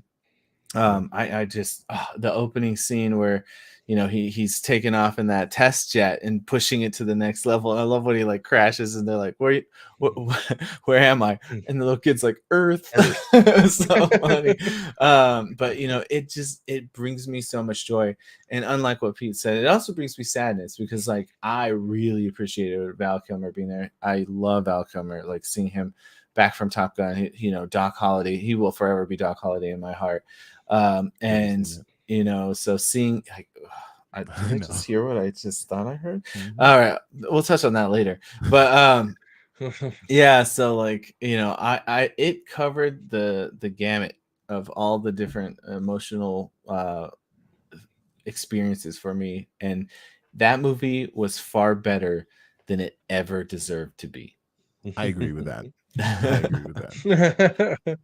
All right, run down the full list there, Fred.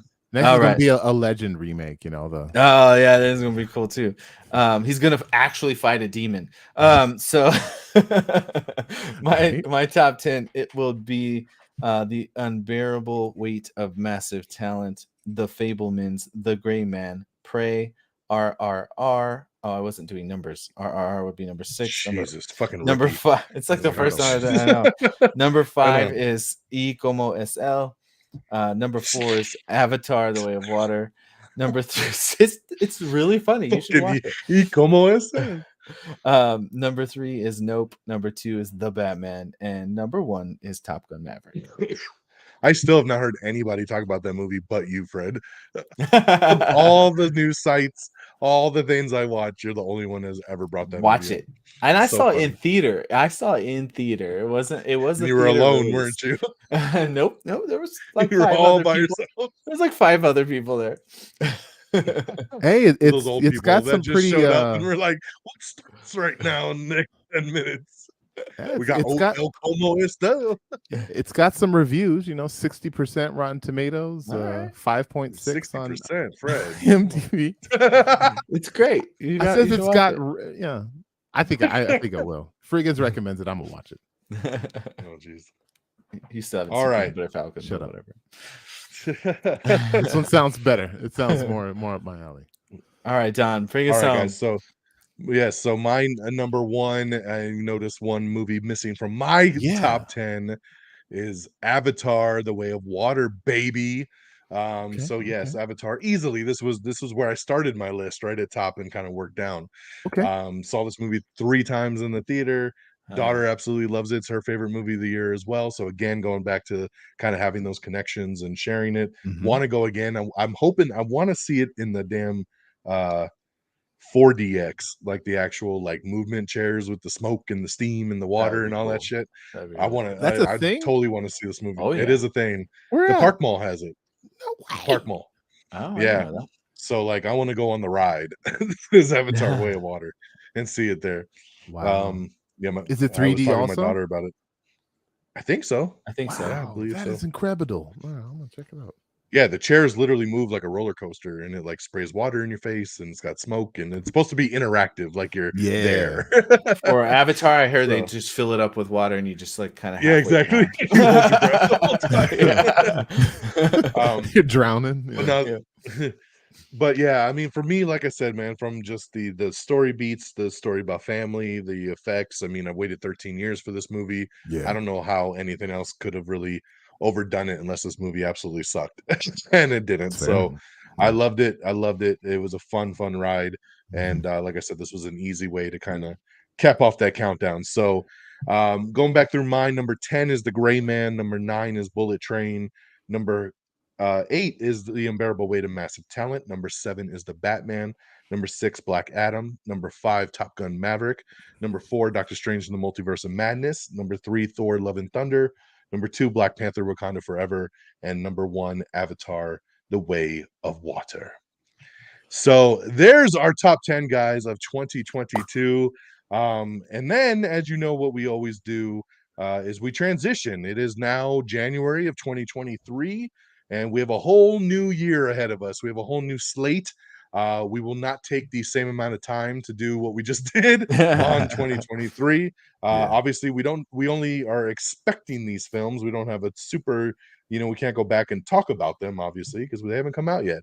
But they're movies that we are definitely looking forward to. And as always, just like we did with the 2022 list, I'd like to start with most anticipated honorable mentions for that. So movies that didn't quite hit the top 10, but they're also movies that you're looking really, really forward to.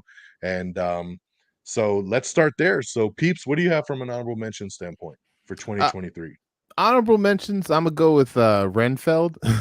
I haven't. It looks fun. It's great. So that one again has to do with family, specifically my son. This is his number 1 most anticipated movie, and that's the Super Mario movie.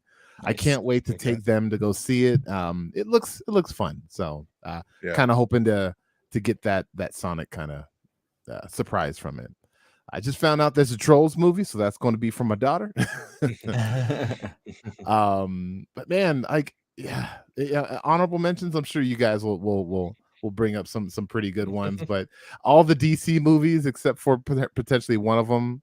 Yeah, I am looking forward to watching them, but like not even quite top 10 material.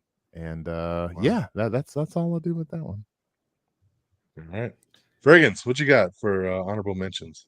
I also had Super Mario Bros. I think that is something I'm excited for, but not as excited to include it in the top 10. Oppenheimer looks Yeah. very interesting to me. It's Mm-hmm. right up my alley of, filmmaking stuff. So I'm also, with it being Christopher Nolan, I'm sure it's going to be excellent.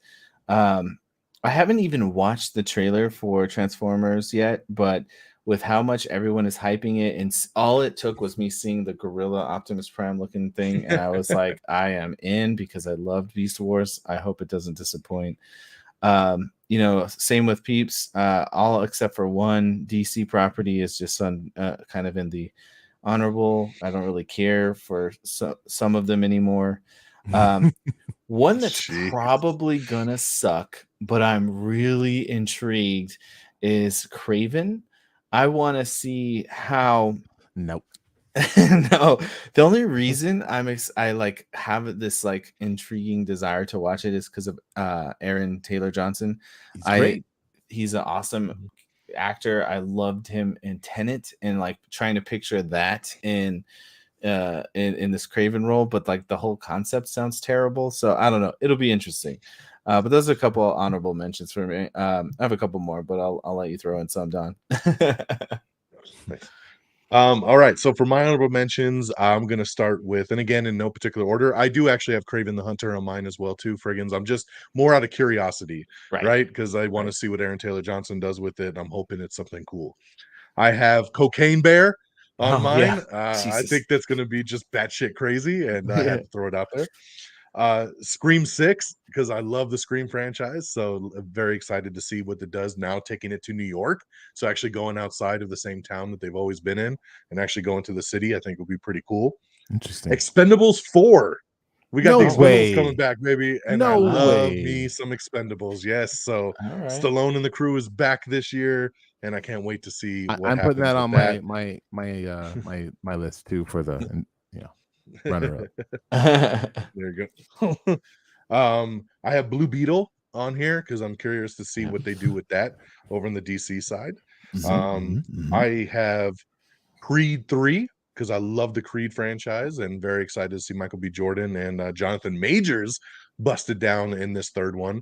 I think it's going to be awesome. Majors is killing it. He's amazing. Really, really looking forward to this one. Yeah. Knock at the Cabin, the new M. Night Shyamalan film that comes out in February with Batista. This trailer is incredible. Both trailers are just awesome, and it's such a cool concept. My wife just read the book and said it was phenomenal. So, like, very excited to see. So it's not an M. Night story then? Okay. He adapted the book. So, got it. Cool. Okay. Very curious to see where it goes. I'm in. And my last honorable mention, I know you're both going to probably have this on your list, so I had to throw it out there on an honorable mention for me, and that is Spider-Man Across the Spider-Verse. Get the fuck out of here. Don gets to get the fuck out of here. Yes. Yeah. You're fuck kicked them off your own cartoons, son. podcast. Fuck them cartoons. If I could mute you, I would mute you. Fuck them Fast and Furious movies. That's what I'm saying. Yeah. No, looking really, really forward to this movie, but you know how I feel about animated stuff. We do. That's fair. You're just like the Oscars. We'll see how it goes. But I'm very excited. I am very excited about the movie, though. I'm looking forward to it. So I had to throw that out there, more of a ha-ha kind of thing. But all right. So those are honorable mentions. They're out the way. Let's go through it again. We'll go 10 through 2 and kind of talk real briefly. Yes. Because we already hit 100 hour and a half here. Kind of quick thoughts about why I hit the list and why you're excited about it. So, Peeps, let's take it away, man. What we got? All right. So my number 10 is something I know absolutely nothing about, but there's 4 letters in there that got me immediately excited. And you both know me, and anybody else that knows me will understand why. TMNT, Mutant Mayhem. Teenage Mutant Ninja Turtles. Okay. Yeah, it's going to be animated, whatever. So yes, I understand DX, but excited. I'm a huge Ninja Turtles fan. I'm all for it. I need to see the animation style before I get excited. That's fair. That is fair. There you go. There you go. Sticking with the animated world, it's a studio that never disappoints. We have a little teaser and looks cute, but we'll see what happens. But it's Elemental. I am actually looking forward to that. I think it's gonna be like a rom-com from that trailer teaser. It's what kind of seemed like, right? Yeah. And I don't know, man. I like Pixar. So. Very disappointed in Pixar in this one. my daughter actually said she has zero interest in it. As soon as that trailer was done, she was like, I don't want to see that. Wow, okay. She's wrong. Good, because I don't want to take you. This don't look it don't look good. That's funny. My number 8 is what Frigginz said is on his honorable mentions, and that is the Transformers, not Michael Bay. I did see the trailer. I am excited for this one. I've been hurt before. This would be higher on my list because this trailer got me excited, but because of my emotions about the Transformers, it got knocked down. But this literally should be like numbered like 3 probably. But yeah, it is what it is. Number 4 is something I know little about, but I am kind of, again, I've been hurt before by this person, so I'm kind of looking forward to what they're going to do. You mean number 7? No, I said number 7. Yeah. What you heard. And that's Rebel Moon. Rebel Moon. So yeah. Zack Snyder about Rebel Moon. Doing some interesting stuff with some interesting material that's already being done. But yes, so yeah, looking forward to that. Next, number 6 is on DX's honorable mention is Cocaine Bear. Looks a lot of fun. Pretty high. If you haven't seen the trailer, check it out. It's pretty high. My number 5 was oh, so good, dude. My number 5 oh, it's gonna be good. I know it. It's like snakes on a plane. Like, oh god, there you go. Cocaine and a bear. That's all you got to worry about. Tied this motherfucking cocaine with this motherfucking bear. Oh my god, dude, let's get a crossover. That would be great. So good. But my number 5 is a franchise that I absolutely love, and after watching the trailer, even though the director isn't returning for this franchise, watching the trailer, I'm like, I'm in. I am so into Evil Dead Rise. I'm in. Looks really good. Almost made my honorable mentions. Haven't seen the trailer yet. Ooh. Number 4. The trailer is fantastic, especially a Red Band trailer. Yes, it's crazy. Check it out. Let's get Fred back into horror. Let's do it. I know young teenager Fred liked horror movies. Yeah, it's good. It looks pretty graphic. So yeah, you won't think about Nope afterwards. Watch fucking Evil Dead Rise. I'll watch Nope as a palate cleanser. It's true. Yeah. All right, number 4 is the Marvels. Not really much else I can go on about that. Just a lot of good things. Going for this movie. Fun rumors. I don't care. I just kind of want to watch the movie at this point. So, yes. Number 3, Ant-Man in the Quantum Mania of the Quantum Verse. Ant-Man 3. So coming out very soon. Super stoked about it. Yeah.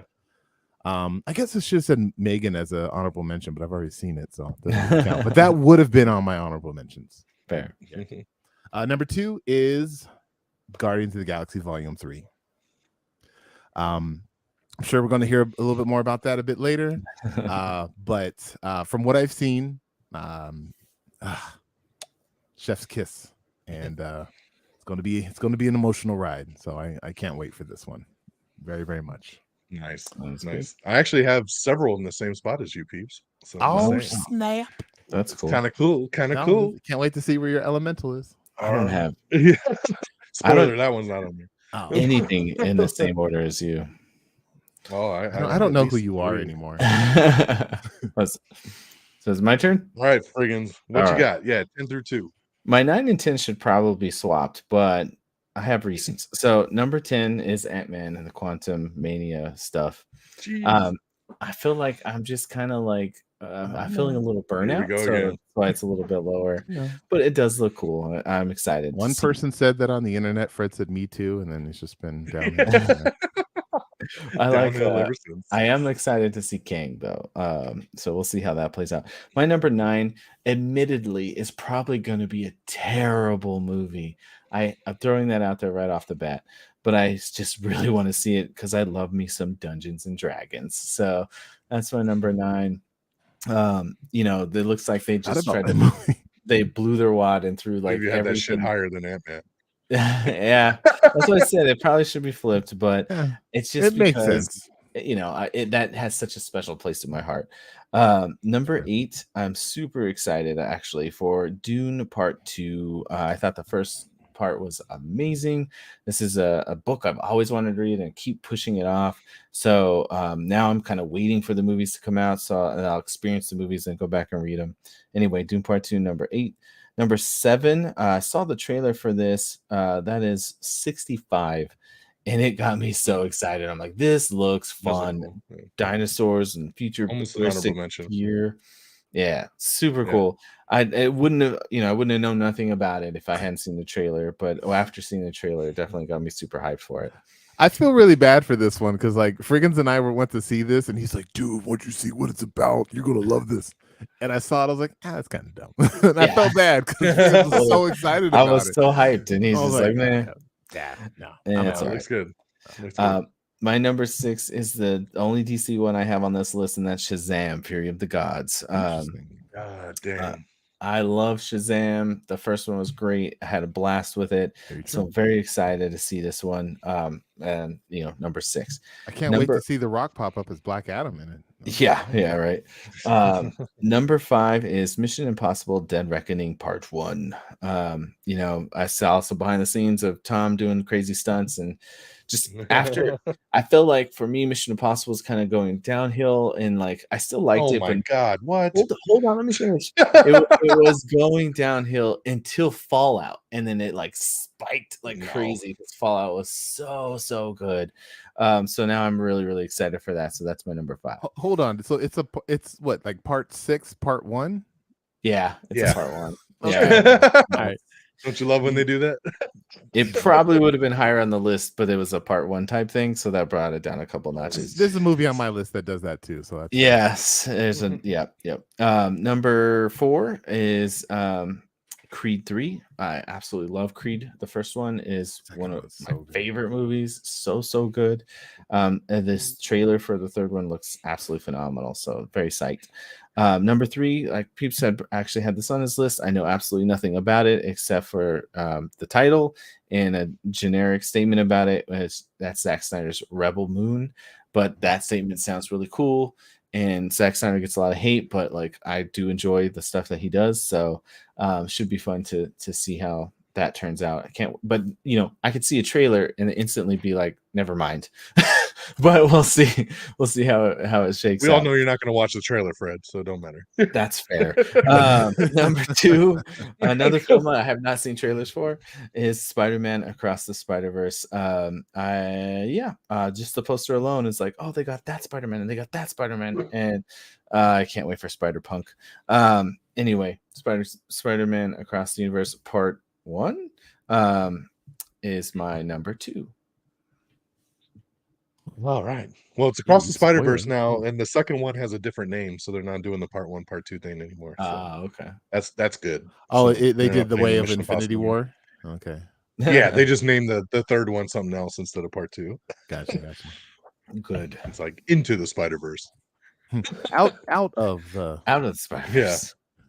Man, so okay. Interesting, because I have a movie on mine that I thought for sure both of you would have, and neither of you said it, which I did, and really it got crazy. bumped. Sorry. It's in my honorable mention. It got bumped last minute. Yeah. All right. It's not this one, but coming in number 10 for me, and I had to put it at number 10 because 10 is in the title, and that's Fast 10, baby. What? Fast 10 your seatbelts and get ready. Shocking. Because Fast X is hitting theaters in May, and we are ready for the start of the finale. That would be your number 1 for sure. I know. 9 was rough though, bro. Oh. I have not seen it because of Frigginz. Like he has steered me away from 9. Oh, don't listen to Frigginz. I saved you. It's still an adrenaline filled fun ride. So Okay. but yeah, Fast It's a X ride. comes in number 10. This is supposedly part 1 of 2. That is going to be the finale of the mainline franchise. So curious to see what they do with this here. New director stepping in, a lot of new cast. Jason Momoa is the bad guy. Like, I'm excited to see what they do with it. Coming in number 9 is Shazam: Fury of the Gods. So sliding in there, of course, the first Shazam, super fun movie. Love that film. You can put that on anytime and have a good laugh. So very anxious to see where Shazam takes us. Number 8 is Transformers: Rise of the Beast. So this is one that I matched up with Peeps here. Love the Transformers franchise, all of them. Thank you, Mr. Bay. So let's. So I have not been burned. I just get nothing but glorious robots Bumblebee? fighting, and Oh, Bumblebee's not Bumblebee bad. was great. Yeah. oh, Yeah, Bumblebee was couldn't even awesome. finish it. Anyway, What? Everybody loves Bumblebee. That's Ah, crazy. could you? Bumblebee's not a Bumblebee Michael tuna? Bay movie, so don't slide that in. Yeah. Bumblebee tuna. So yeah, excited about this one, man. Like Friggin said, when that trailer first started and you get the robot ape jumping down, Optimus Primal, I was like, dude, this is badass. I'm sold. Let's go. Yeah. My number 7 is the one that neither of you mentioned, and I'm very disappointed because this is going to be amazing, and that is John Wick Chapter 4. How have neither of you have this movie on your list? Honorable Especially Friggins, mentions. I don't understand. You didn't I've mention it. seen- Shut up. I've I only seen didn't. I half forgot of to chapter mention 3. it. I'm like, this is a big one, man. This trailer that came out a couple months ago is fantastic. This thing just looks badass. Donnie Yen in here, man, slicing Oh, yeah. I bullets as he's love getting Donnie Yen. shot. This is gonna be, dude. I wanted the force is with me. It looks so good. So John Wick Chapter 4 comes in number 7. Number 6 is Mission Impossible: Dead Reckoning Part 1. This movie looks so insane, and I know it's going to be awesome because every Mission Impossible movie is badass, and it just gets better and better and better each time. Number 5 is Aquaman and the Lost Kingdom. So looking forward to this. We haven't seen a trailer or anything for this one yet, but I really like the first Aquaman movie, and I really believe in James Wan, and I have a feeling he's going to go real fucking crazy for this one. And I think we're in for a treat. So I looking didn't know he forward was to returning. Aquaman. That's cool. Yep, he directed it. Number 4 matches Peeps as well. That is the Marvels. So we got Captain Marvel teaming up with Miss Marvel and Monica Rambeau. And we're gonna have some real good time travel, space jumps, all kinds of crazy shit. Nick Fury back. Everything's gonna be awesome, man. So the Potentially Marvels Blue Marvel. coming in at You'll number learn. 4. You'll get. Number 3 for me is Ant-Man the Wasp: Quantumania. Get Of out of course, my we just got the head. new trailer just earlier this week, and the new trailer is I wanna watch it. fantastic, man. We got some big Not stakes gonna watch coming it. here. Not gonna watch it. Oh, it looks good. Kang is ready, baby. We're getting ready for a new Ah. dynasty. And so yeah, Ant-Man the Wasp: Quantumania comes out next month, mid-February, as we Ooh. kick off Phase 5. So very excited about that. Yeah. Coming in number 2, got some controversy here, but that would be The Flash. Of Oh. course, the Flash movie, which was number 1 and number 2 on last year's list because it got bumped. So carrying it over from the old list to the new one. Still very excited about this, regardless of all the Ezra Miller bullshit. This is still a movie that I've heard nothing but amazing things about. Andy Muschietti that did the It franchise directing, Michael Keaton back as Batman. We're getting time jumps. We're getting different timelines of the Justice League, Ben Affleck's goodbye as Batman. I mean, all kinds of stuff in this movie. And again, from everything everybody is saying, this movie is like Dark Knight like level fantastic. So I'm super excited for this Whoa, film. I Dark can't wait to Knight. see Those are it. big So shoes to Yeah. they're big come on, shoes. man. That's Like what they're saying. That's the wording. You can't That's say the that. wording All going right. around. Flash was number This 3 on movie. my list last year, but I just could. I'm kind of like past. I'm like, okay, just come out already. Flash was number 10 on my list this year, but it literally got bumped when I heard about Ninja Turtles. Oh, Jesus Christ. Yeah, That's but, awesome. I'm with you, DX. Like, again, outside of the Ezra Miller drama, like so many good potential like characters that we've returns, new characters, a Supergirl, like so many neat things. Like, is this going to spell the future of the DCU? Probably not, because the changes came after the movie was made, but maybe it does work like with everything else that with everything they're doing. So I can feel your energy, and I'm with you on that one. Yeah. Gotcha. I think we're gonna be in for a lot of surprises in this movie, and that's what gets me excited about it. Hopefully he Our first fixes trailer his is supposed run. Yeah, seriously. our first trailer is supposed to come at the Super Bowl, so we're about a Yeah. month away Oh. there from getting that first full trailer. But yeah, I'm excited, man. I think there's gonna be a lot of surprises in here that we have no idea about. But Danny yeah, that's DeVito. I my want to 10 see him through come back. 2. All right, it's number 1 time, so throwing back over to you, Peeps. I think I can guess, but Big tell us what shocker. number 1 is. Yeah. Big shocker. But this movie, Across the Spider-Verse, Into the Spider-Verse, I absolutely love. I just watched most of it today on my lunch break. Like, I want to watch a movie. Let me watch this movie. I love the movie. And I'm really excited for what's to come. I've talked about it on my show. I'm super stoked, and it feels like they bring everything back, and the intensity that Oscar Isaac, it feels like, is going to bring to this with his Spider-Man 2099, and he's got his own little theme song. Woo! I don't know, man. It looks I love it. I'm so excited. And like Frigginz said, all the different Spideys. I know Frigginz is going to call out more of them than I can. Like, there's so many Spidey dudes out there. Many. I'm gonna be like, yeah, that's Spider-Man. That's Doppelganger. That's all I got. But I don't know, man. That's a good pool. I think there's going to be a lot, I think, for everybody in this movie, just like the first one, I feel. So I am looking forward to it. Hopefully it doesn't have its, sequel blues that some movies give us. It's like, it's not as quite as good, like Transformers 2 to Transformers 1. But we're not talking about that right now. So We're not talking about that. Across the Spider-Verse. So going from 10 to 1, Teenage Mutant Ninja Turtles, Mutant Mayhem, number 10. Number 9, Elemental. Number 8, Transformers, The Beast Wars of Beasts. Number 7, Rebel Moon, Zack Snyder's cool-looking flick. Number 6, Cocaine Bear. That seems ridiculous. So ridiculous. Number 5, Evil Dead Rise. Number 4, The Marvels. Number 3, Ant-Man and the Ant-Woman Wasp Quantumania. There's also Cassie in there. Number 2 is Guardians of the Galaxy Volume 3. And number 1, Across the Spider-Verse. Spider. All right, Frigginz, what you got? All right. So my number 1 is Guardians of the Galaxy Volume 3. No shocker there.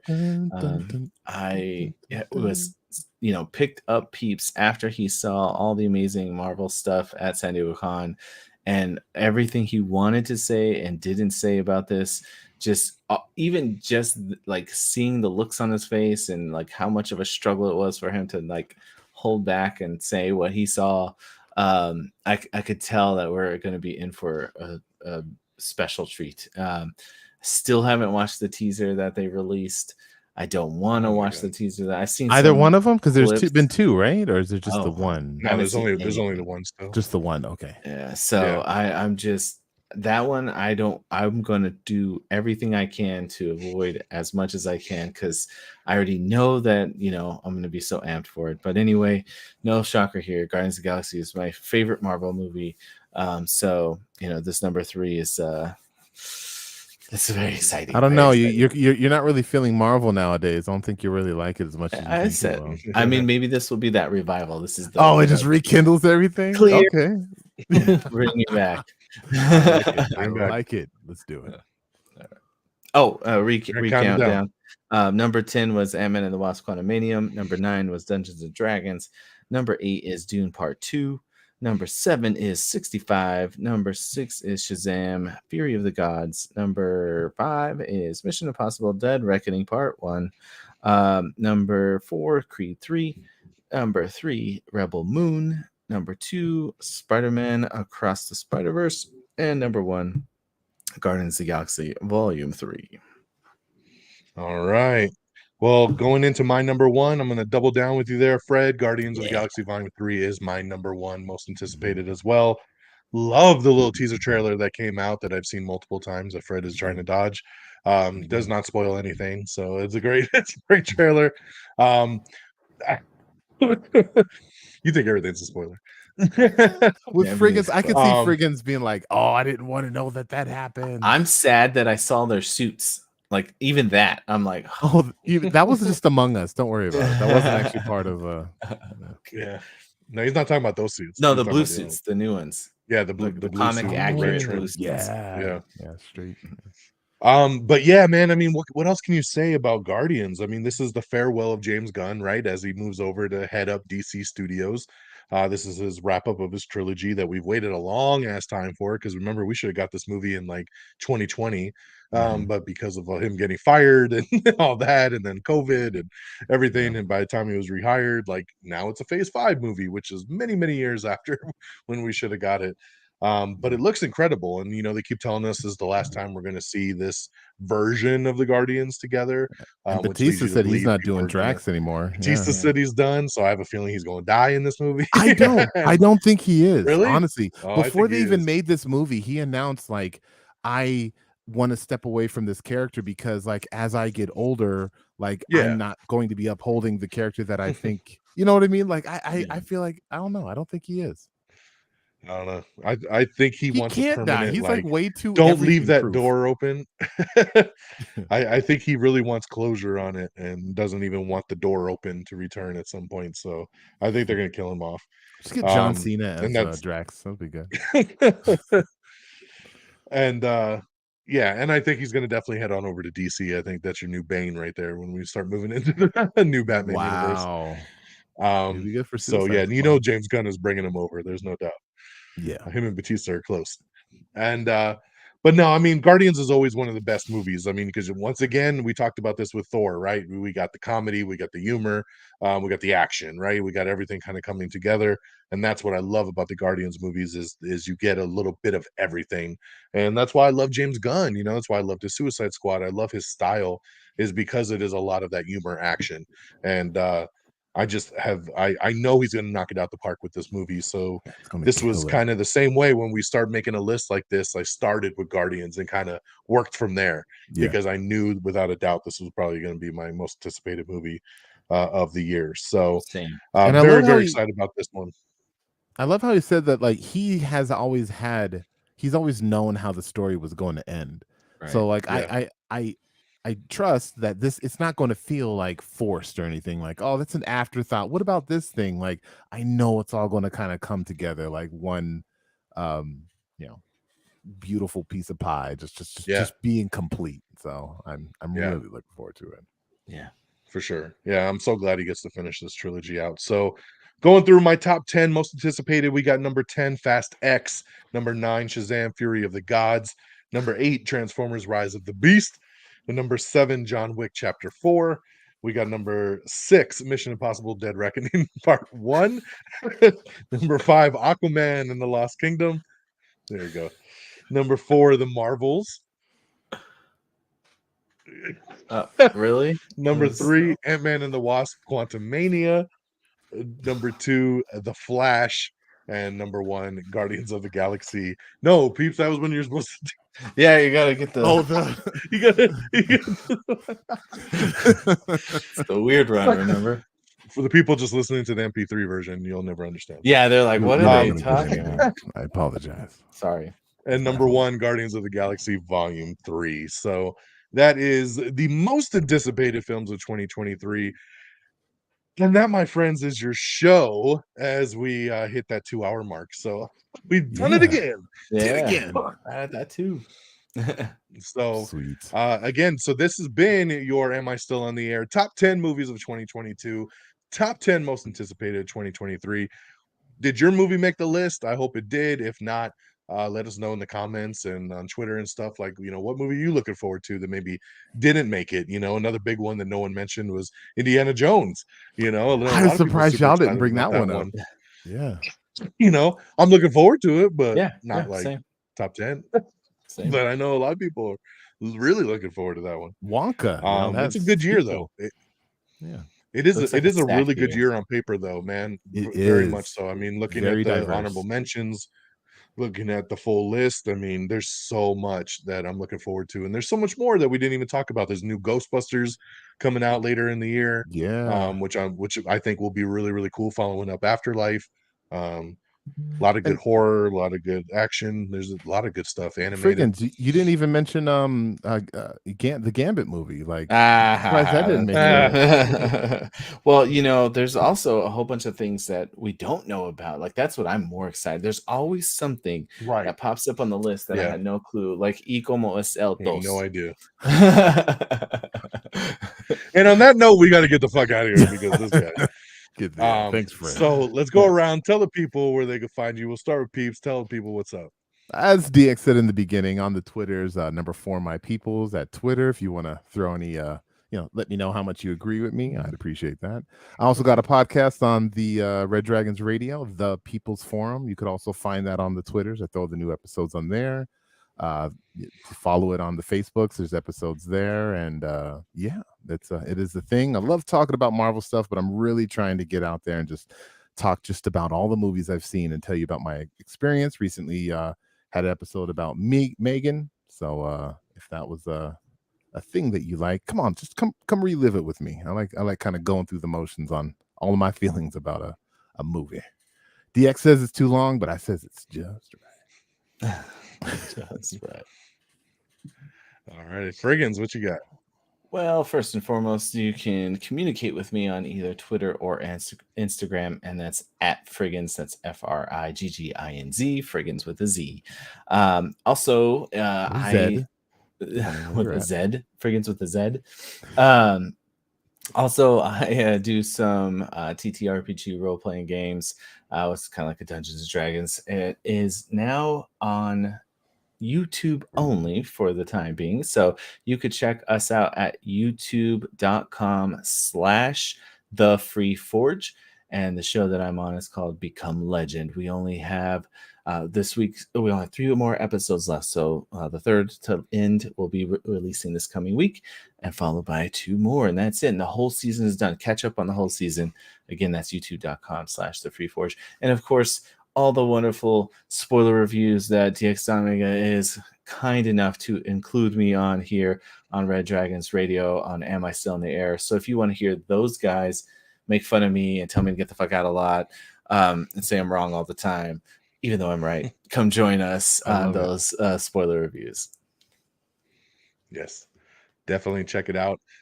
Yes, there's all the Am I Still in the Airs with the 3 of us are available in their own playlist. Go to youtube.com/Am I on the Air and click on the playlist that says Am I Still in the Air, and you can see all the videos and different episodes that we've done together. So a lot of great stuff if you want to go back, and maybe you found a movie months later and you're like, hey, I want to go back and check out and see what the guys thought. So go take a look for that.